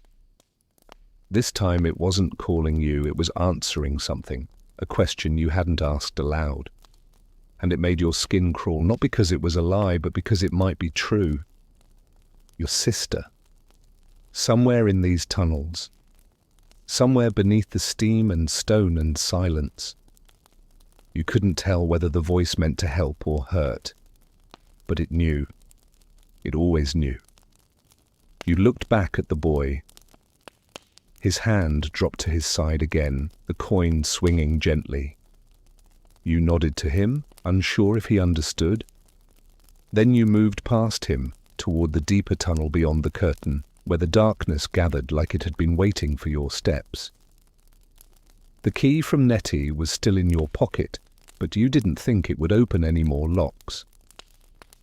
What came next would require something else. Something quieter. Something braver. The tunnel twisted, sloping downward, the walls tighter now. You felt the heat before you saw its source. Not fire, but steam. It hissed faintly through cracks in the stone, rising from unseen pipes. The laundries may have been shut, but something was still alive down here, a system that hadn't stopped running, a pulse that beat deeper than the city's own. And then, far ahead, through the fog that now curled along the floor, you saw it. A door, heavy, metal, a strange symbol carved into its surface, the same kind you'd seen in the cellar, but this time it was glowing faintly as though something behind it breathed. You stopped, listened. Your name was no longer being spoken, but her voice was, your sister, calling for you. You stood frozen in that thick, low tunnel, the edges of your boots dusted with warm mist, your breath lost in the rising steam. It didn't feel like a cellar anymore. This was something else, something older than the brickwork, older than the laundries that had been built above it. The symbol on the door pulsed gently, not with any light you could name, but with a hue that shifted each time your eyes moved. Sometimes red, sometimes amber, then just the color of shadow. It had no latch, no keyhole, just the mark, and the silence, and the sound of your sister's voice curling through it like a strand of thread being pulled gently through cloth. She wasn't crying, she wasn't shouting, just calling. The way you used to when you played in the alleys as children, and one of you wandered too far. That simple lilt of familiarity, that trust that the other would always come back around the corner, but now it echoed through metal and stone like something sacred and misplaced. Your hand hovered just above the surface of the door, the warmth of it surprising against your fingertips. You had touched stone that felt like ice, wood that felt like breath, and coins that seemed to hum with memories. But this felt alive. Behind you, the tunnel had gone quiet. No steam now, no whisper. Even the boy, little Jack, was gone, though you hadn't heard his steps retreating. You were alone again, the kind of alone that pressed in from all sides, like the earth was watching and holding its breath. You pressed your palm against the symbol, not hard, just enough to let it feel you. The glow flared once, then faded, and with a soft shudder that seemed to come from beneath the floor, the door opened. It didn't swing or creak. It simply moved, like it had been waiting to do so all along. The room inside was dim, but not dark, lit by strange lanterns set into the walls, flickering with flames that gave off no heat. They painted everything in gold and grey. The space was larger than you'd imagined, circular, the floor tiled with patterns that repeated in maddening spirals, the walls covered in cloth, heavy drapes of deep red that rustled without wind. And in the centre stood your sister. She looked unharmed, tired perhaps, pale. But her eyes found yours instantly, and in them was a flicker of something that gave you enough strength to breathe again. You called her name, and she took a single step forward, but something held her there. Not chains, not walls, just space, and something in it. Then came the voice again, not from the walls, not from above or behind, but from a figure now emerging from the shadows near the far edge of the chamber. He moved like ink poured across a page, smooth and certain, and though you had only caught glimpses of him before, this time there was no mistaking. The coat, still too fine for these depths. The gloves, unmarked by dust or time. His face, calm, pleasant even, as though this were a conversation long overdue. "She came looking for you," he said, his voice warm like bread left by the hearth. "And I let her." You didn't answer, not with words.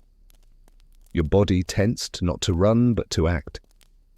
But something, not fear, not confusion, stopped you. It was the way he looked at your sister, then at you, not with cruelty, not with triumph, but with familiarity. Like he'd seen this moment play out before, like it was part of the pattern. "I don't take them," he said, as if correcting a rumor. "They come. The ones who see too much, hear too much, ask too much, the world forgets them. I don't." You stepped forward, between him and your sister, your fists clenched. He tilted his head slightly. "She is safe," he said, "for now, but the cost of seeing cannot be undone." You asked him what he wanted, why he marked names, why he whispered through walls and left coins like promises or graves. He smiled faintly. "Because remembering has weight," he said, "and some children carry it heavier than others." Behind you, your sister's voice trembled. "I wasn't afraid," she said. "I knew you'd come." You reached back and took her hand, the warmth of it, proof that some things at least were still real. The man watched you, eyes soft. "You may leave," he said, "this time. But you carry a thread now, both of you, and threads, when pulled, can unravel more than you expect." You didn't ask what that meant. You didn't care. You only wanted out. The door behind you opened again, this time without touch. Light spilled in. You pulled her with you, up through the tunnel, through the steam and the echoes, until the weight of the city above felt like sky. And still behind you, you swore you heard him say your name one last time. The streets had never looked the same after that. Even though the stone beneath your boots hadn't shifted, even though the sky above the rooftops still carried its soot-stained greys and its flickering coal-light orange, something beneath it all had turned. The way shadows fell had changed. The sound of footsteps in the alleys no longer seemed like echoes, but like something keeping pace behind you. You didn't speak much as you walked your sister home, your fingers wrapped tightly around hers, her hand clutching yours with quiet determination. She was trembling, but not from fear, at least not the kind that makes you run. It was the tremble of someone who had come too close to something they were never meant to see, and somehow returned with all their pieces still in place, but none quite where they used to be. You passed people who didn't look twice, the butcher sweeping the front step, the woman with her bundle of turnips, the coalman's cart creaking by with its rhythm unchanged. They didn't know, couldn't see it, the shift, the residue of what you'd left behind, but you could, and so could she.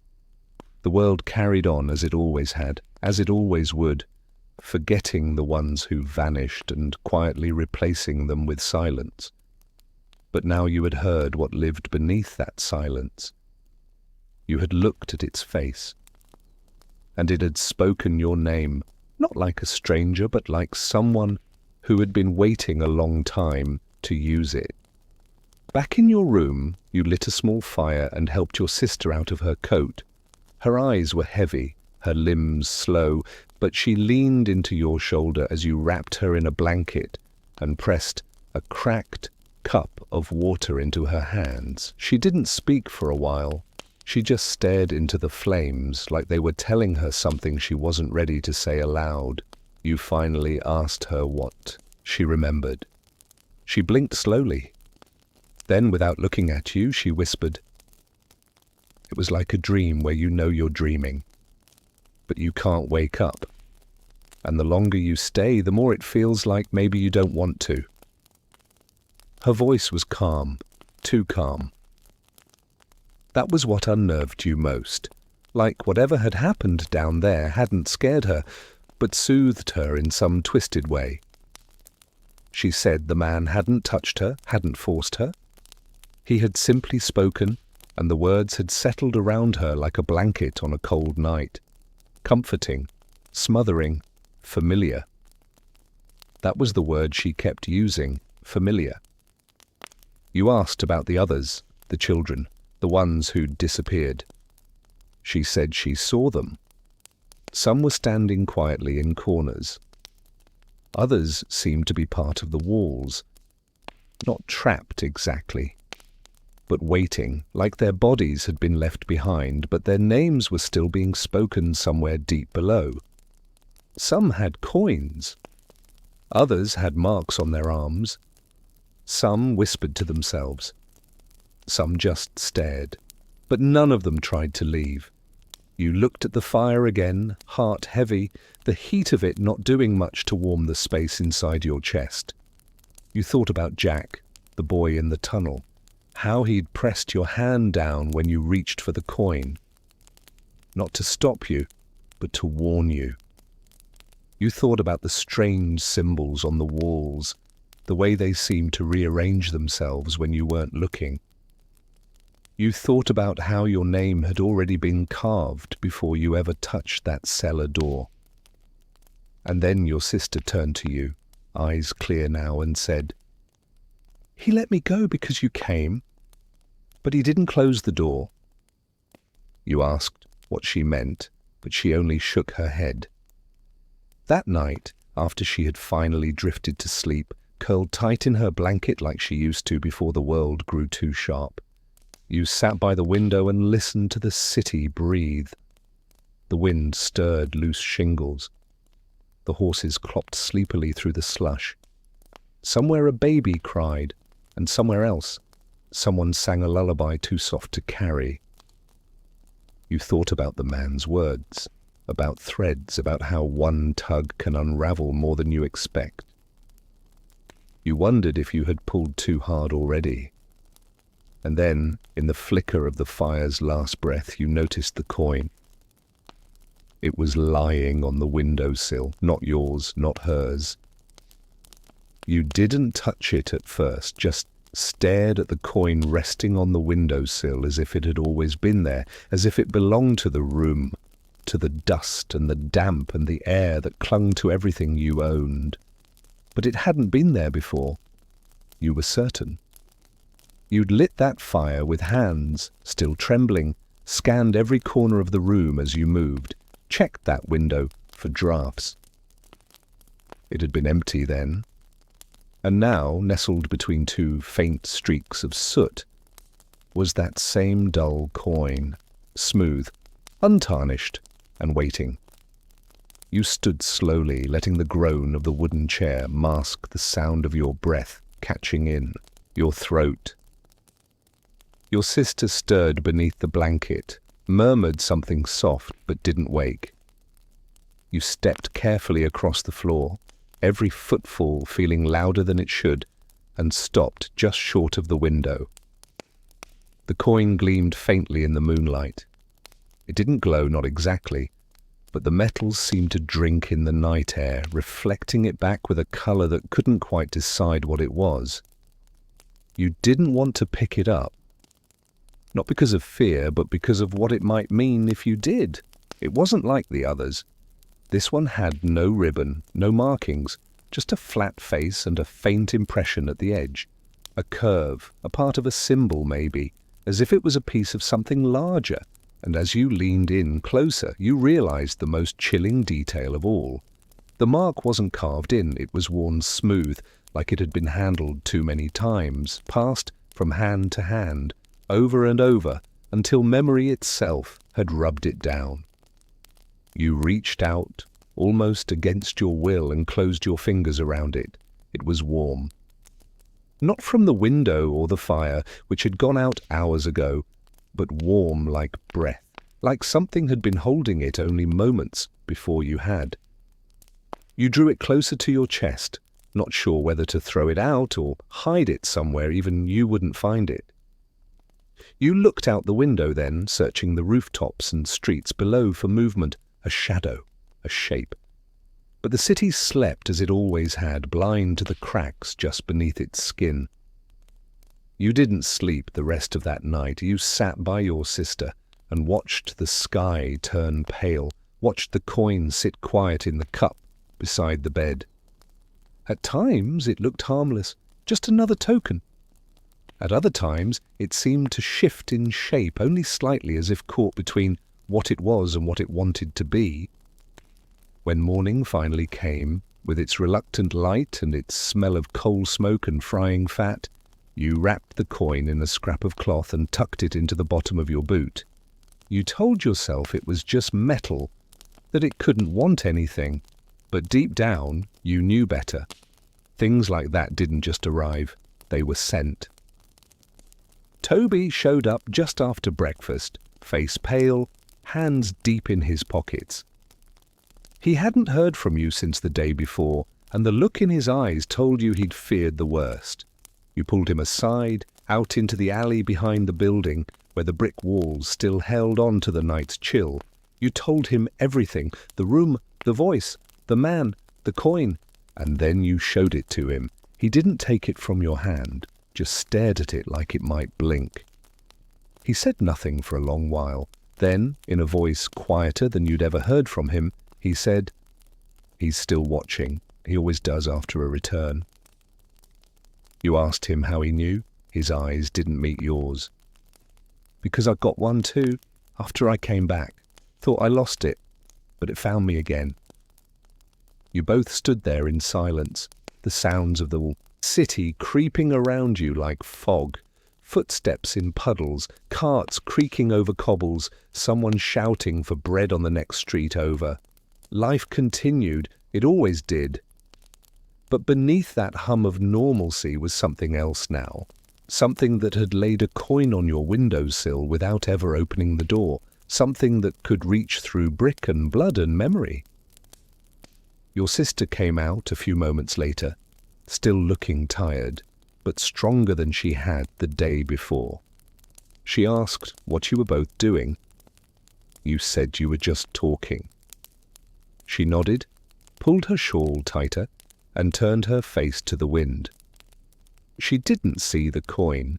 You made sure of it. But you couldn't help wondering, as you walked back inside, what would happen the next time she heard her name, spoken in the dark. Because the man had said you were free. This time. The rest of that morning passed with an unsettling stillness, the kind that clung to you, even when the noise of the city returned to full strength. Your sister moved about the room more now, folding blankets, straightening the few items you owned, humming to herself in low notes that sounded almost like lullabies, but never quite finished the melody. She didn't ask again about what happened beneath the laundries, didn't mention the voice or the strange warmth of that underground chamber.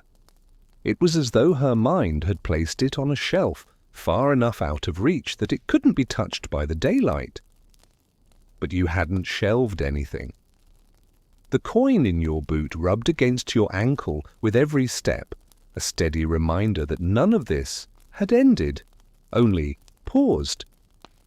You left before noon, told her you were going to see Toby, but really you needed to speak to someone else, someone who might know more, someone whose name had been whispered too often and too softly to be taken lightly. The ragman. He worked the alleys behind the seamstress's yard, where the air always smelled like old soap and threadbare wool. His cart was a patchwork of tattered coats and shoes, with more holes than leather, but it wasn't the wares that brought people to him. It was the stories. Ragman heard everything. They walked through forgotten streets and traded goods with silent hands, and in return they collected truths, the kind no one wanted to say out loud. You found him near the back wall, sorting through a sack of worn mittens, his back bent like an old bridge. You didn't ask him for anything, just stood quietly until he noticed you. When he looked up, his eyes were cloudy but alert. He smiled, though it was small and tired. "I heard," he said before you could speak. "About your sister?" You nodded, and he motioned for you to sit. You did, crouching beside the cart where a patch of sun fell weakly on the stone. You didn't bother pretending. You asked him directly about the man in the coat, about the coins, about the names. He didn't answer at first, just pulled a scrap of cloth from his bag and folded it slowly in his hands. "Years ago," he said, "there was a boy who could hear the city speak, not through words, but sounds, drips, hums, the way wind moved through chimneys. He vanished just like the others, but his name never stopped echoing in the brick. Some say that's how it started, that when you listen too closely, the city begins listening back." You asked if it could be stopped. The ragman shook his head. "Number? But it can be followed, and sometimes, if you follow far enough, you reach a place where the taking slows." You asked where that place was. He looked at you, eyes sharp, despite their age. "Nowhere that lets you come back the same." You stayed a while with the ragman, long enough to watch the light shift along the wall behind him, casting the tattered coats into odd shapes that looked almost like faces if you stared too long. He didn't speak again after that last warning, just kept folding bits of cloth, as though each one held a piece of something too delicate to speak aloud. Eventually you stood and thanked him, even though you weren't sure what for. He nodded without looking up and turned back to his bag, letting the silence settle again like dust. As you stepped back into the lane, the world seemed sharper somehow, like the lines between things had tightened. You walked slowly, your boot tapping lightly against the coin with every step, a quiet rhythm you couldn't ignore. The ragman's words played over in your mind, places where the taking slows, nowhere that lets you come back the same. It sounded less like a destination and more like a decision, like some hidden door you had to choose to open, knowing full well it wouldn't close behind you. You wandered through the back lanes for a time, letting the streets guide your feet. Past the chimney yard, where smoke curled into pale arms above the rooftops. Past the fishmongers, where the smell of brine hung so thick you could taste it. Everywhere the city moved in its usual rhythms, but none of it felt usual anymore. Not after what you'd seen, not after hearing your sister's voice echo back from a place where no voice should reach. It was only when you passed the old cloth-dyeing shop that you felt it. That hum. Faint, like the air vibrating just behind your ears. The kind of sound you couldn't quite hear, but couldn't unhear either. You stopped, stepped closer to the crumbling brickwork, pressed your palm flat against the wall. The sound was coming from beneath it, not loud, but steady, like a whisper travelling up through stone. And without knowing why, you pressed your other hand to your chest, to where the coin lay against your ribs now, having shifted from your boot to your pocket when the ache became too much to ignore. The humming matched its warmth. You turned down the side alley behind the shop, where the walls leaned too close and the ground sloped inward. There was a metal grate near the base of the wall, rusted through in parts, the kind of thing no one ever noticed because it never moved, but today it did. Just slightly, enough to make you freeze. A sound came from behind it, not the hum, not footsteps, breathing. You knelt beside the grate, heart thudding, and whispered softly. No answer. but the breathing paused, then started again, slower this time. You didn't call out again, just waited. And in that pause you understood. The thread hadn't been pulled. Not fully, not yet. You sat crouched by the grate for what must have been 10 minutes, maybe longer.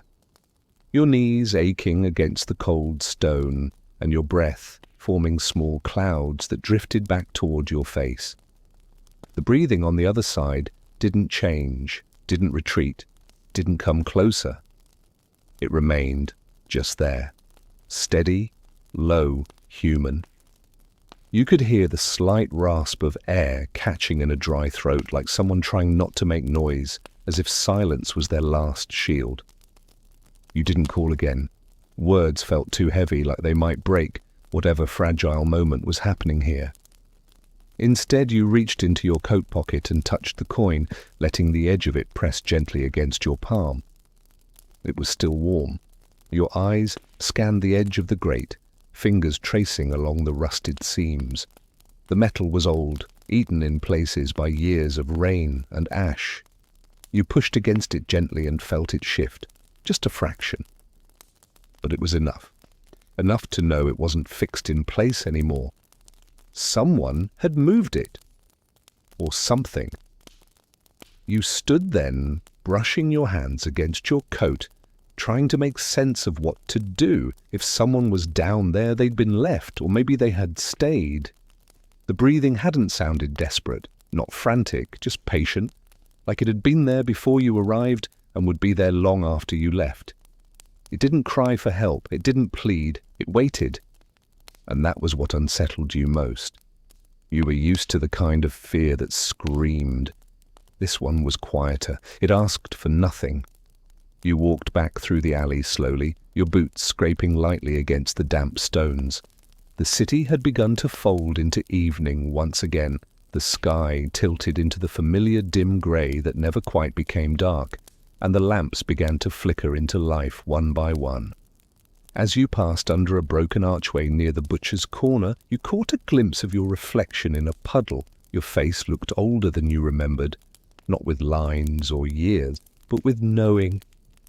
By the time you returned home, your sister was asleep again, curled tightly beneath the blanket, her small body almost hidden in the folds of wool. You tucked the edge around her shoulders and sat beside her without making a sound. The coin sat heavy in your pocket now, heavier than it had ever felt before. That night you dreamed of tunnels, not dark or cold or silent, but warm, endless. You were walking through them not with fear, but with recognition. And just ahead, the hum waited. You woke long before the sun. The room, still thick with the scent of coal ash and wool, the kind of silence that doesn't feel empty, but expectant. The dream clung to you like smoke, not quite visible, but seeping into your clothes, your skin, the soft corners of your mind. You hadn't spoken in it, but your feet had known where to go. The tunnels weren't twisted or confusing. They curved gently, like ribs of some ancient thing buried beneath the streets, guiding you deeper without resistance. You remembered the way the stones glowed faintly with breathless warmth, the same way the coin did in your hand now, though you hadn't lit any fire. Your sister still slept. Her breath came slow and even, the blanket pulled high around her chin, her lashes fluttering slightly, as if her own dreams were carrying her far. You didn't want to wake her. Not because she needed the rest, but because she deserved it. She had seen enough, felt enough, and whatever that place beneath the laundries had taken from her, it hadn't claimed her entirely. But you worried about what it might have left behind. You slipped the coin from your pocket and set it on the cracked table near the hearth. It didn't roll or shift. It just sat motionless, like it knew it had found its place. You studied it again, the soft, worn curve along one edge, the strange way it refused to be cold. You'd seen coins your whole life, from soot-black pennies to the shine of stolen silver, but none had behaved like this one. It didn't want to be spent or hidden, it wanted to be kept. And now in the still hush of early morning it almost seemed to breathe. You rose and wrapped yourself in your coat. The air outside bit at your cheeks and turned your breath to steam, but you didn't mind. The city was still mostly asleep, just a few early wagons creaking down the stone lanes, and the baker's fire crackling faintly 2 streets over. You walked slowly without deciding where to go, letting your feet carry you the way they had in the dream. Past the dye shop, down through the fish yard, around the leaning lamp-post that always sputtered just before rain. Every turn felt familiar, like you'd been here already, though you hadn't. Not with your body. You ended up back at the grate. It looked the same. Rust and shadow and a smear of blackened moss along one side. But something in the air had changed. The breathing was gone. Or maybe it had moved. You knelt again and pressed your palm flat to the stone. This time it was warm. You pressed your palm harder into the stone, expecting the warmth to fade with the wind or your imagination. But it held steady, a soft thrum that pulsed just beneath your skin. It wasn't the warmth of morning sun or firelight. It felt older, deeper, like the heat from something long, buried, but still awake. You looked again at the grate, its edges flecked with rust and soot, the bolts so corroded they might crumble with a touch. You leaned in close and placed your ear to the iron. No breathing now, but something else. A sound like fabric shifting in a closed room, like footsteps muffled by distance and dirt. You stood, took a slow breath, and looked behind you. The alley remained empty, just you, the cold and the faint smell of rotting fabric from the dye shop wall. There was no one to stop you, no voice to warn you. The ragman had said some paths could be followed but not reversed. You thought of your sister curled up in that blanket, the quiet courage in her eyes. The man beneath the city had let her go, but he hadn't closed the door. And maybe, just maybe, he had left it open for a reason. You dropped to your knees again and began pulling at the edges of the grate. The iron groaned, flakes of rust falling into the stone like dried blood. It gave more easily than it should have, almost like it wanted to open. One bolt snapped free with a sharp crack, then another, and soon you were lifting the grate free, setting it gently to the side. A black hole stared up at you now, a mouth cut into the stone just wide enough to slip through. A ladder descended into the dark, its rungs uneven and pitted. You hesitated only a second, then slid one leg through, then the other, your boots finding the first slick rung, and you began to descend. The air changed quickly. It grew damp and close, filled with the smell of earth and mildew, but underneath it all was that hum again, quieter now, but still present. It pulled at something behind your ribs. The tunnel was narrow, just tall enough for you to stand hunched. It turned once, then again, and then the stone gave way to packed dirt, and the ceiling curved lower. You followed it blindly, your fingers grazing the walls, trusting your feet not to slip on the damp floor. And then you stopped. In front of you, barely visible in the faintest glimmer of light, was another coin. This one hung from a nail hammered into the wall, suspended by a thin ribbon of frayed black thread. It swung slightly, not from your breath or the wind, but from something else, a presence. A whisper, maybe? Or the space left by someone who had just passed through. You stood still for a long moment, the breath caught in your chest, your eyes locked on the coin as it swayed gently on its thread. The air in the tunnel was thick and unmoving, and yet the coin moved as though it knew you were there. As though it recognized you. It didn't shine.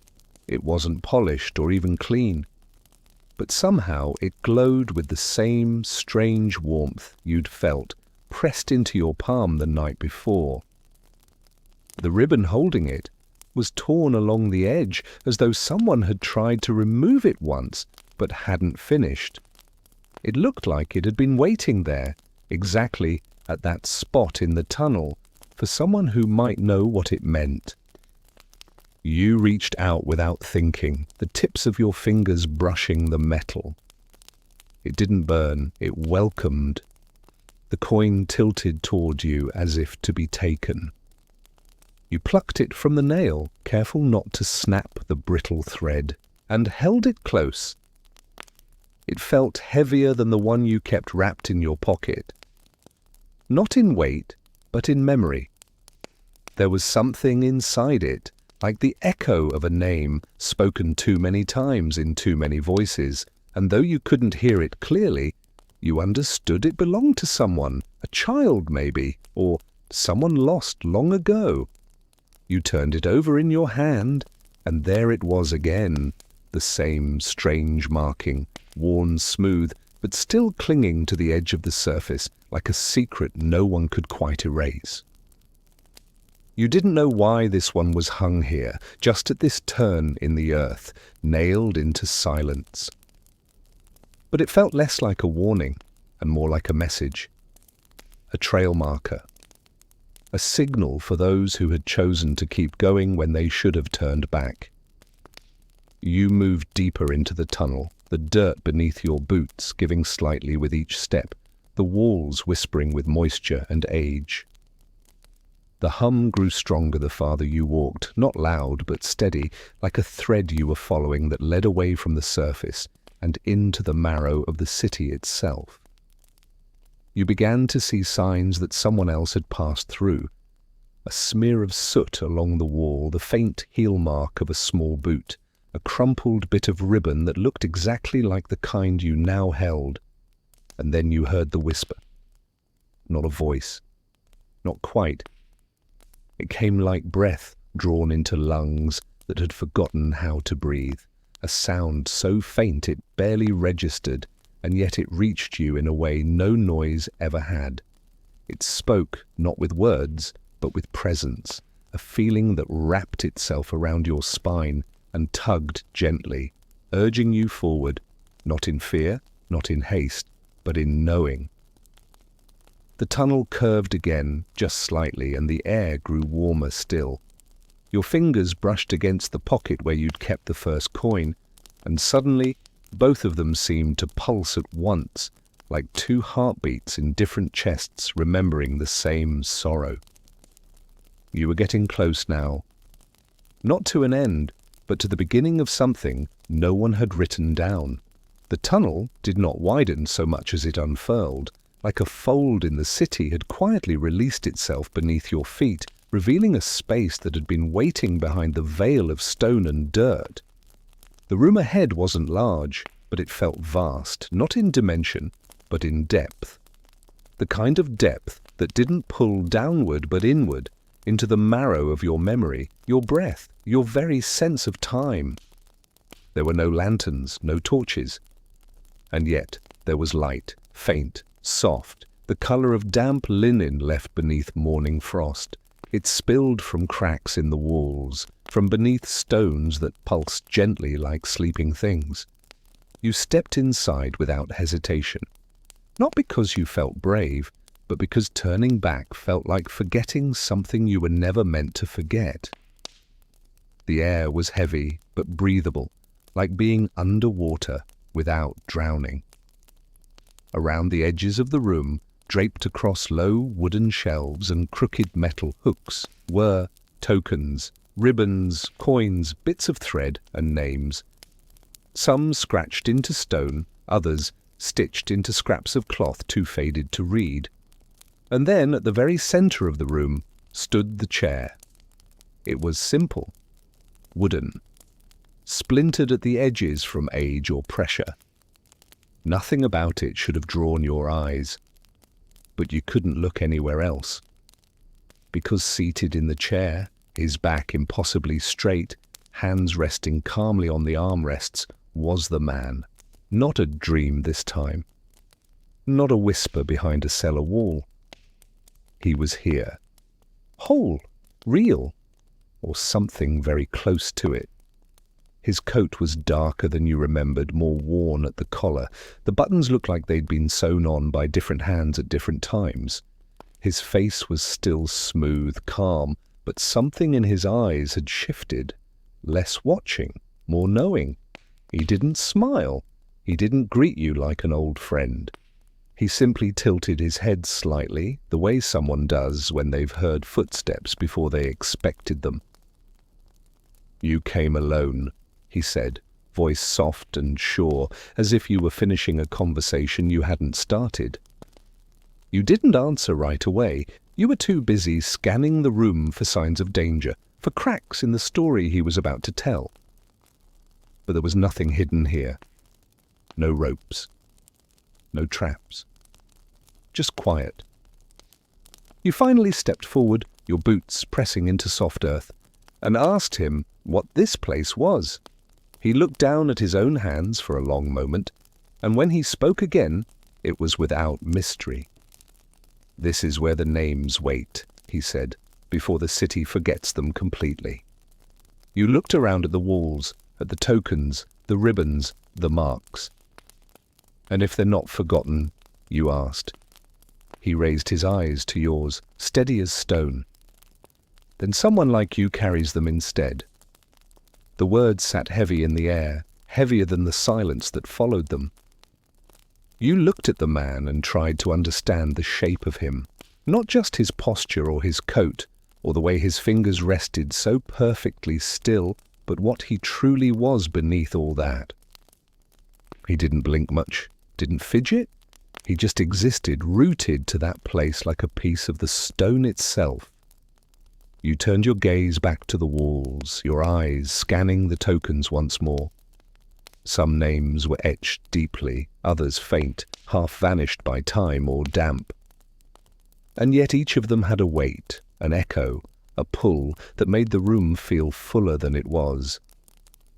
You stepped forward slowly, circling the space as the man remained silent. With every object you passed, every scrap of ribbon, every coin, every twisted button sewn into a square of cloth, you felt it. The hum. Not sound exactly, but a memory trying to surface. A thread brushing against something long asleep in your bones. You reached out once, letting your fingers graze a length of lace tied around a nail, and a name leapt to your mind so suddenly you gasped. Not one you'd ever spoken, but one you knew, somehow. Miri. That was the name. A child, maybe. Or someone who had once been.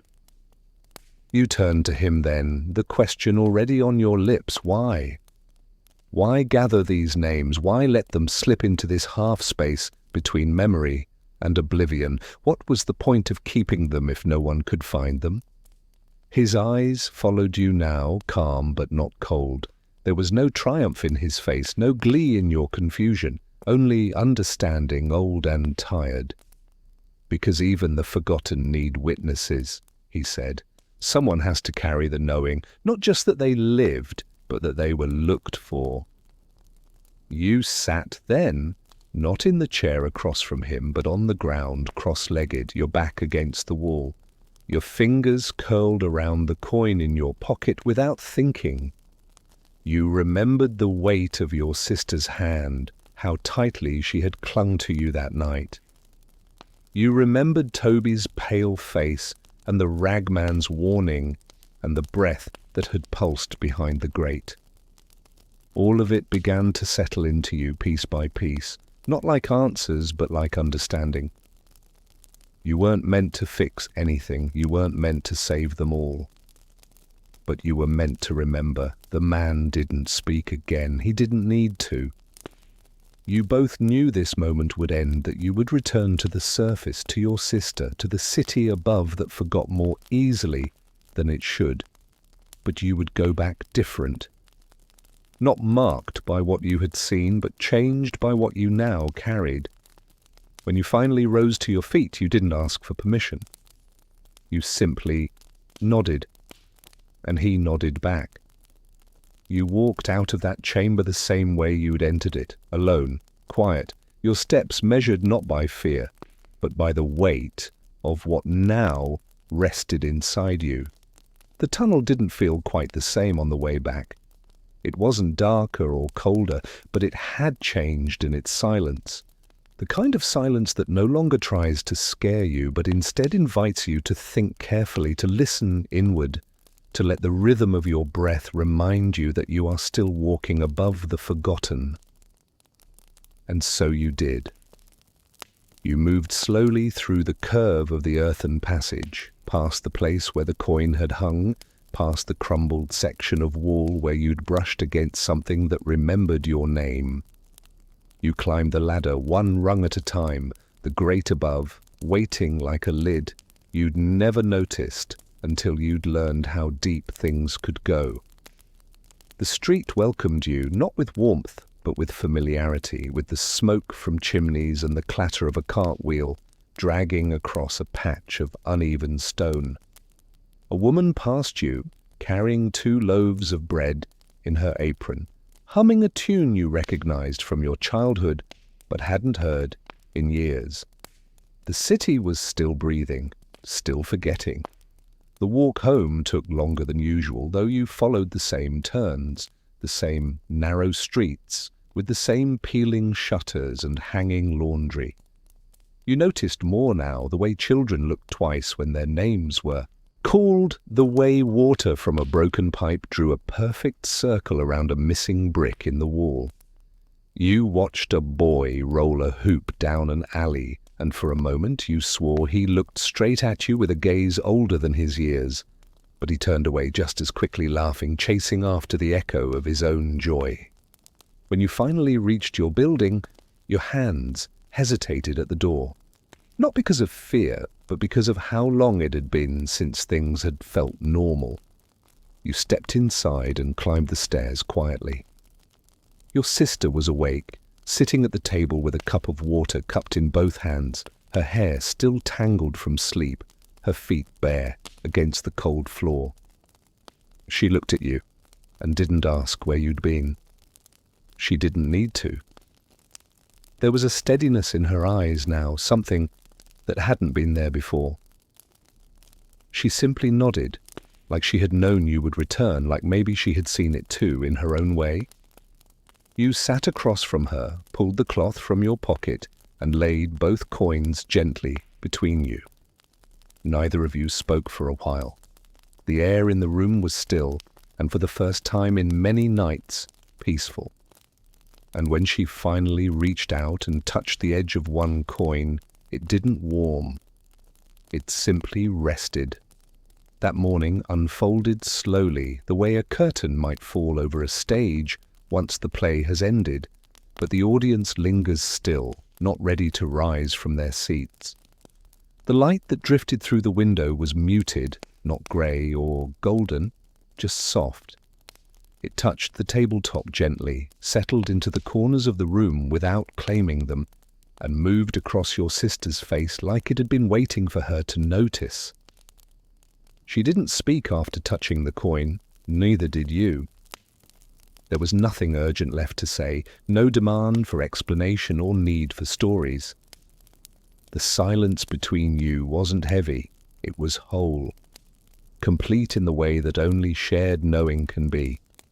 The sounds of the city filtered in slowly as the day ripened. The click of hooves on stone, a far-off church bell tolling the hour, the creak of your upstairs neighbour's floorboard as they shuffled about their business. Everything was as it had always been, and yet it wasn't. You watched the world through the smudged glass, as if it was something new, something unwrapped. The man below your feet in that hollow room hadn't told you what would happen next. He hadn't warned or threatened. He hadn't offered comfort, only recognition. And somehow that had been enough. Your sister rose from the table first. She collected the coins gently, wrapping them back in the strip of linen and placing them inside the old tin box where you used to keep spare buttons and a piece of string from your mother's coat. She placed the box on the mantel beside the broken candlestick and the cracked cup, not to hide it, but to let it rest somewhere that made sense, somewhere visible. You didn't stop her. It belonged there now, like everything else you carried. The rest of the day passed in small moments. You washed the mugs, she folded the blanket. A knock came at the door mid-afternoon. Toby, with his hands shoved deep into his coat and his eyes scanning the sky as if trying to measure something that couldn't be seen. He didn't ask what happened. He didn't need to. He saw your sister standing upright, steady, her fingers wrapped in twine as she tied up a bundle of scrap fabric. He saw your face, quieter than before, and simply nodded, handing you a roll of bread and a small parcel wrapped in waxed cloth. "For later," he said, "just in case." And then he left. By evening, the warmth from the stove had reached the corners of the room, and the smell of the bread had softened the air. Your sister sat by the window watching the lamplighters move up the road, their poles clinking softly against the glass as flame after flame was borne into the dusk. You stood beside her, arms crossed loosely, eyes distant. For the first time in a long time, you weren't looking for anything. Not a sign, not a sound, not even a shadow. The city would forget, as it always did. But you would remember. The city began to fade into evening the way it always did, not in a single moment, but in slow, overlapping waves. The sky above the rooftops shifted into that slate-coloured hue that comes not from cloud but from the coal smoke curled into layers of the wind, a sort of soft folding of light that turned sharp edges into soft ones.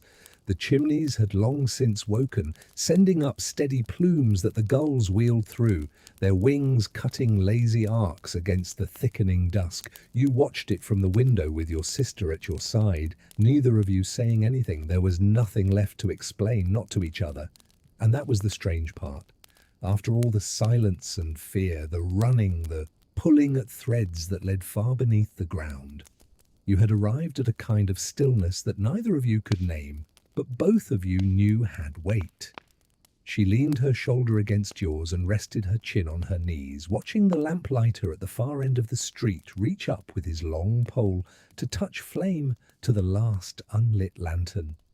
The glow caught slowly, fluttering once before steadying. Then it burned, casting its familiar circle of golden quiet onto the cobblestone below. The boy with the hoop ran past again, laughing, his face turned towards something only he could see. He hadn't aged a day, and yet he felt like a memory already. That was the thing about this part of the city. It never clung too tightly to time. Some moments stayed. Others slipped into corners so deep even the ghosts had to search twice to find them. You left the window when the cold finally crept far enough under your collar. She stayed a little longer, her breath fogging the glass now and then. You moved quietly through the room, your hand brushing over the table, the hearth, the little tin box on the mantel. It had cooled since she placed it there. The coins inside no longer hummed, no longer pulsed. But they didn't feel dead either, just sleeping. Like whatever lived in them had gone quiet, content to rest inside the knowing that it had been seen, that someone had heard, that someone would carry it forward. You lit the stove again, not because the room needed more heat, but because the sound of it helped fill the space.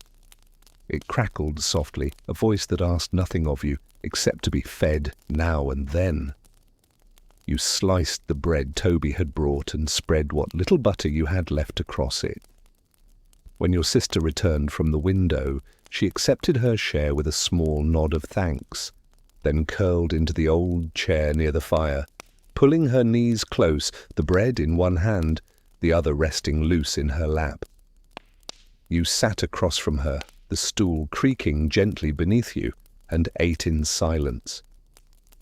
The bread was good, plain but solid, the kind that made you feel like things could be all right, even when you knew better. You chewed slowly, not wanting to finish too fast. Some things deserve to be held in the mouth a little longer, like warmth after a long cold. Night came fully then, and with it the soft shuffle of neighbours returning upstairs, the clatter of a bucket being knocked over in the alley, the far-off sound of someone singing through a thin wall, their voice shaky but honest. Life didn't stop for the strangeness that had passed through yours. It never did. It just folded it in, pressed it between the pages, and turned the next one, like it always had. You leaned forward after a while and pulled the little tin box off the mantel. Your sister watched you without speaking, her eyes half closed, her face calm in the firelight. You opened it slowly, as if you might find something else inside now. But there were only the coins. 2 of them, resting side by side, not touching, not glowing, just there. You reached in and lifted one, the original, the one that had first appeared on your windowsill, the one that had brought the hum into your dreams. It felt cool now, but not empty, as if it remembered. And as you turned it in your palm, you realized something you hadn't noticed before. Not in the cellar, not in the tunnel, not even in the hollow room. The curve at the edge of the coin, the one that had always seemed to suggest a piece of something larger, wasn't just decoration. It was part of a design, a letter maybe, a symbol, one half of a pair. You turned to your sister, then to the other coin, still resting in the box. She reached out gently and lifted it, placed it beside yours in your hand. Together they formed a circle. Not perfect, but whole enough to be understood. A closing, or maybe a promise. You didn't speak. You didn't have to. You closed your fingers around the 2 coins and held them tightly. The fire popping softly behind you, the wind brushing against the window, as if to ask whether it could come in and rest a while too. Later that night, after your sister had gone to sleep and the fire had burned low, you stood at the window once more. The city outside blinked slowly in its thousands of lights, each one a breath, each one a name still being spoken somewhere. And as you looked out at the rooftops, at the alleys and chimneys and puddles that had reflected parts of your life for longer than you could recall, you whispered a thank you, not to the man, not to the city, but to the silence itself. Because sometimes it was the silence that remembered longest.